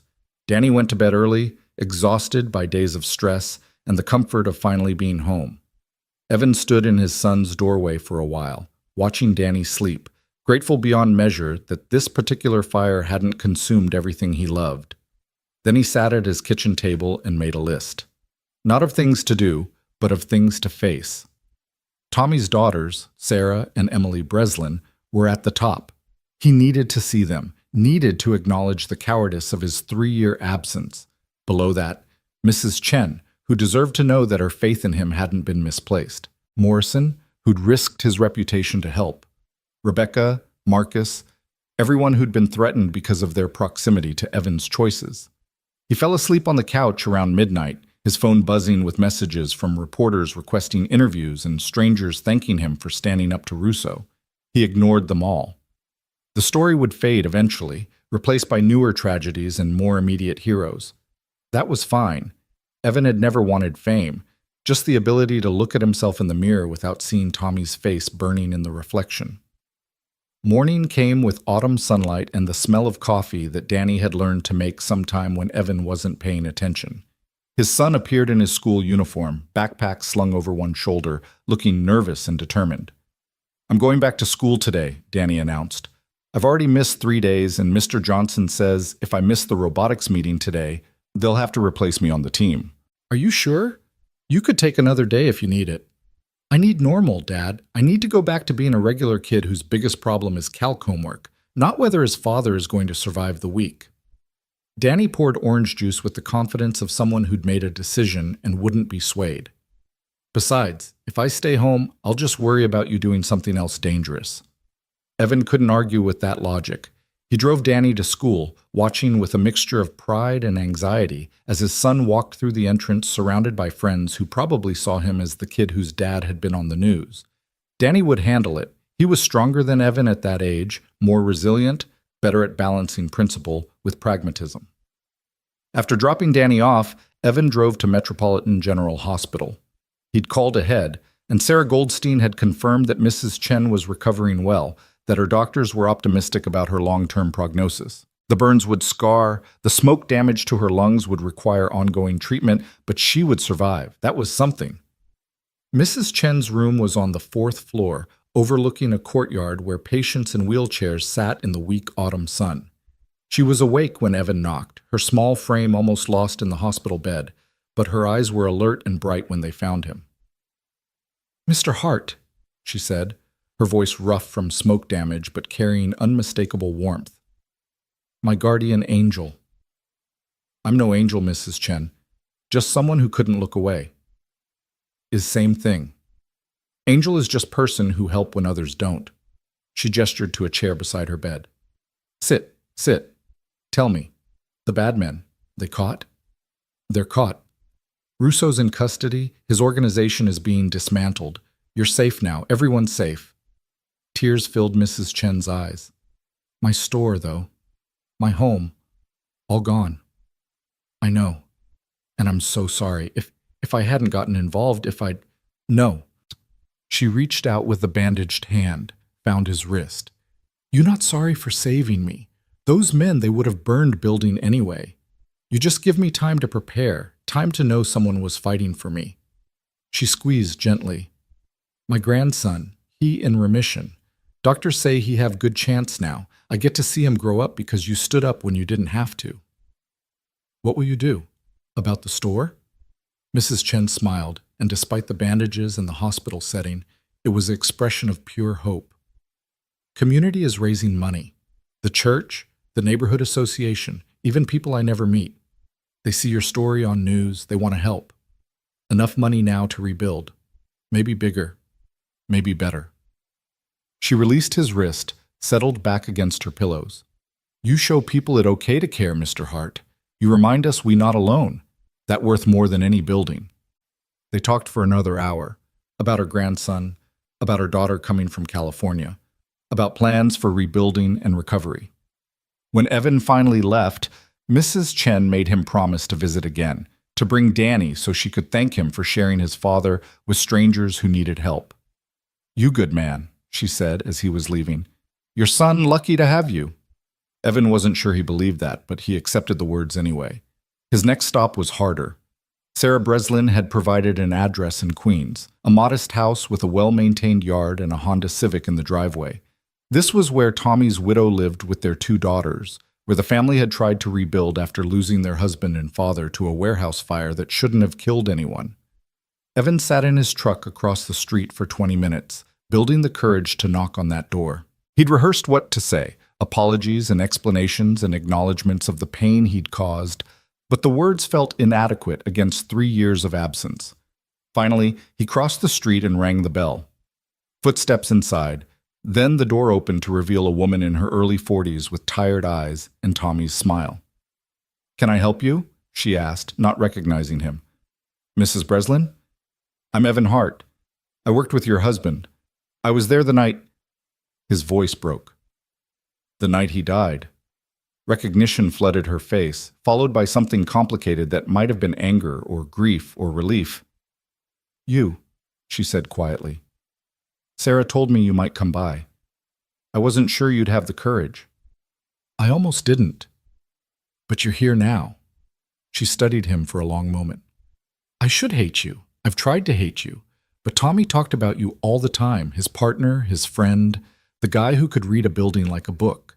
He trusted you completely, and that trust killed him. I know, and I'm so sorry.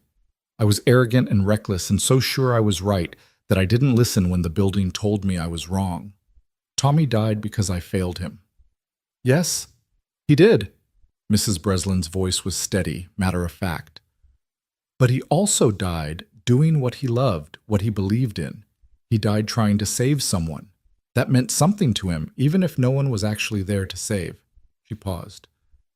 Sarah told me what you did this week. Standing up to that criminal, risking your life for a stranger. Tommy would have done the same thing. That doesn't make it right. No, it doesn't, but it makes you human. Flawed and stubborn and brave in ways that get people hurt. She opened the door wider. Come in. The girls should meet you. They deserve to put a face to the name they've been angry at for 3 years. The living room was filled with photographs of Tommy, in his dress uniform, holding his daughters as babies, laughing at a barbecue, living a life that had been cut short at 39. Sarah was there, older than in the pictures, but unmistakably Tommy's daughter. And beside her sat Emily, now 11, with her father's red hair and her mother's cautious eyes. Girls, Mrs. Breslin said, this is Evan Hart, your father's partner. Sarah stood immediately, her prosecutor's instincts making her defensive. What are you doing here? Facing what I should have faced 3 years ago, apologizing for not being at the funeral, for disappearing, for being a coward when you needed someone to be strong. Evan looked at Emily, who was watching him with an expression too old for her age. Your father was the best man I ever knew. He was brave and kind and always knew the right thing to say. And he died because I made a mistake. I'm so sorry. Emily stood and walked over to him, this small girl who'd lost her father too young, and Evan braced himself for anger or tears. Instead, she said, My dad told me something once. He said that being a firefighter meant sometimes you had to make choices where every option was bad, and you just had to pick the one that felt least wrong. Was that what happened? At the warehouse? Evan knelt so he was at eye level with her. Yes, I thought someone was inside. All the signs pointed to it, and I had to choose between walking away when someone might need us or going in when it might be dangerous. I chose wrong. But you didn't know it was wrong until after, Emily said. That's not the same as being bad. That's just being human. Out of the mouths of children came wisdom that adults spent lifetimes trying to learn. Your father would be so proud of you, Evan said, his voice thick. Both of you. They talked for hours about Tommy, about the job, about the impossible choices that came with trying to save people in a world that fought back. Mrs. Breslin told stories about her husband that made everyone laugh and cry. Sarah talked about becoming a prosecutor to honor his memory, to fight for justice the way he'd fought fires.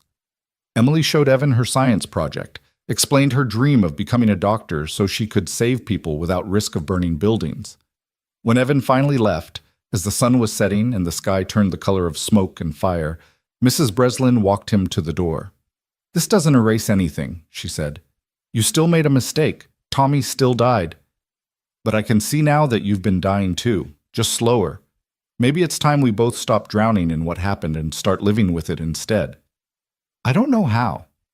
Neither do I, but I think we figure it out by showing up day after day, trying to do better. She squeezed his arm. Sarah was right about you. You're worth the trust Tommy gave you. You just need to believe it yourself. Evan drove home feeling lighter than he had in years, as if some weight he'd been carrying had finally been shared with others strong enough to help bear it.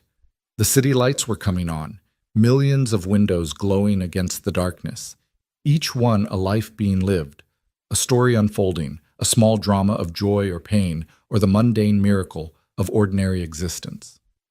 His phone rang. Sarah Breslin, the prosecutor, not the daughter. Hart, we've got a problem. Evan's stomach dropped. What now? Russo made bail. How is that possible? He's a flight risk. He tried to kill me. He's got the best lawyers money can buy. And they argued that the attempted murder charge was overblown, that the car accident was caused by reckless driving rather than intent, that Russo himself was trying to flee the country to escape death threats. Sarah's frustration was palpable. The judge set bail at $10 million. Russo posted it in cash. He's out. So this isn't over. The legal case is proceeding. We've still got him on multiple charges, and Marcus Chen's testimony is devastating. But yes, Russo's free until trial, and he's not happy with you. Should I be worried? You should be careful. He's being monitored, but that doesn't mean he won't try something. Sarah paused. I'm sorry, Hart. I thought we had him contained. It's not your fault. The system is what it is. Evan pulled into his parking spot, stared up at his building. I'll be careful. And Sarah? Thank you for everything. Thank you for visiting my family. My mother called. She said you were different than she expected, more broken, more honest. She said Dad would have forgiven you by now. I'm not sure I can forgive myself. Then keep doing the work. Keep showing up. That's all any of us can do. Evan went upstairs to find Danny doing homework at the kitchen table, his robotics project spread out beside his textbooks. His son looked up when Evan entered, immediately reading concern in his father's expression. What's wrong? Russo made bail. He's out. Danny's face paled. Does that mean he'll come after us again? I don't know, but I'm not taking chances. Evan pulled out his phone. I'm calling Morrison, setting up protection. We'll have someone watching the building, someone near your school, and if anything feels wrong, we call the police and you. Danny set down his pencil. I know the drill, Dad. We've been through this already. I know. I'm sorry. Stop apologizing. Danny stood, moved to hug his father. You did what you had to do, and if the price is being careful for a while longer, that's okay. We'll handle it. They ordered Chinese food for dinner, the irony not lost on Evan, and spent the evening working side by side, Danny on his robotics code and Evan on paperwork for the garage that had been neglected during his week of chaos. It felt normal, domestic, the kind of quiet evening that most people took for granted, but that Evan had learned to treasure. The days that followed settled into a cautious routine. Evan returned to work at the garage, where Marcus greeted him with a hug and customers treated him like a celebrity. The news coverage had died down, replaced by newer scandals and fresher tragedies, but people remembered. They thanked him for standing up, for showing that regular people could fight back, for making them believe that courage still mattered in a world that often felt too cynical to care. Danny returned fully to school, throwing himself into the robotics competition with the focused intensity he'd inherited from his father. The team was building something impressive, a rover that could navigate obstacle courses autonomously, making real-time decisions based on sensor data. Evan attended practices when he could, watching his son work with the easy confidence of someone who understood that problems had solutions if you were willing to do the work. Mrs. Chen was released from the hospital 3 weeks after the fire. The community held a celebration, raising over $200,000 to rebuild her store and help with medical expenses. Evan attended, watching as this small woman who'd survived so much stood before a crowd and thanked them through tears. She spotted Evan in the back and insisted he come forward, hugged him tightly despite her healing burns, and told everyone that angels came in unexpected forms. Morrison retired officially that month, ending 43 years with the FDNY. His retirement party was held at the firehouse where he'd started his career, surrounded by generations of firefighters he'd trained and mentored.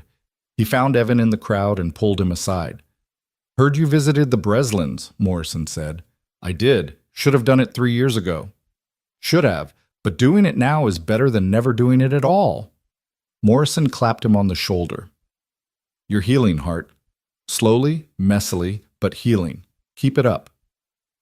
What about you? What happens now? Now I spend time with my grandson, teach him to fish, bore him with stories about the old days. Morrison smiled, and I sleep through the night for the first time in 40 years without waiting for the alarm bell. The trial date was set for March, 5 months away. Sarah Breslin called regularly with updates. New evidence discovered, witnesses coming forward, the case against Russo growing stronger despite his legal team's best efforts. Marcus Chen's cooperation had opened doors to criminal networks that extended far beyond New York, touching organized crime families across the East Coast. Taking down Russo would ripple outward, disrupting operations that had existed for decades. But Russo himself remained free, monitored but mobile, wealthy enough to maintain his lifestyle while awaiting trial. Evan saw him once, by accident, at a restaurant in Midtown. Their eyes met across the dining room, and Russo raised his wine glass in a mocking toast. The thin man's smile hadn't changed, still confident, still certain that money and connections would save him. Evan didn't respond. He simply turned away and continued his dinner with Danny, refusing to give Russo the satisfaction of fear or anger. But he felt the man's eyes on him for the rest of the meal, a reminder that some fires smoldered long after the flames were extinguished. December came with the first real cold, winter settling over the city like a blanket that smelled of snow and possibility. Danny's robotics team qualified for the regional competition, their rover performing flawlessly in the trials. Evan watched his son accept the qualifying certificate with pride that had nothing to do with robots and everything to do with seeing Danny grow into someone principled and brave and careful all at once. Christmas was quiet, just the two of them, but it felt full in ways that previous holidays hadn't. They cooked together, badly, but with enthusiasm, and watched movies and talked about everything and nothing. On Christmas morning, Danny gave his father a framed photograph. The two of them at the robotics competition, Danny holding his certificate, Evan's hand on his son's shoulder, both of them smiling like they'd survived something important and come out stronger. "So you remember," Danny said, "that even when things are hard, even when you're scared, you're not alone." Evan hung the photo in the living room where he'd see it every day, a reminder that some fights were worth fighting, some fires worth walking through, some risks worth taking because the alternative was forgetting why any of it mattered. On New Year's Eve, Evan received a call from Sarah Breslin. "Turn on the news," she said without preamble. He did, and watched as breaking news reported that Vincent Russo had been found dead in his apartment, apparent suicide, a single gunshot wound to the head. The reporters were speculating wildly, guilt over his crimes, fear of prison, the collapse of his empire. The police were investigating, but preliminary findings suggested he'd been alone when he died. "Suicide?" Evan asked. "That's the official determination." Sarah's voice was carefully neutral.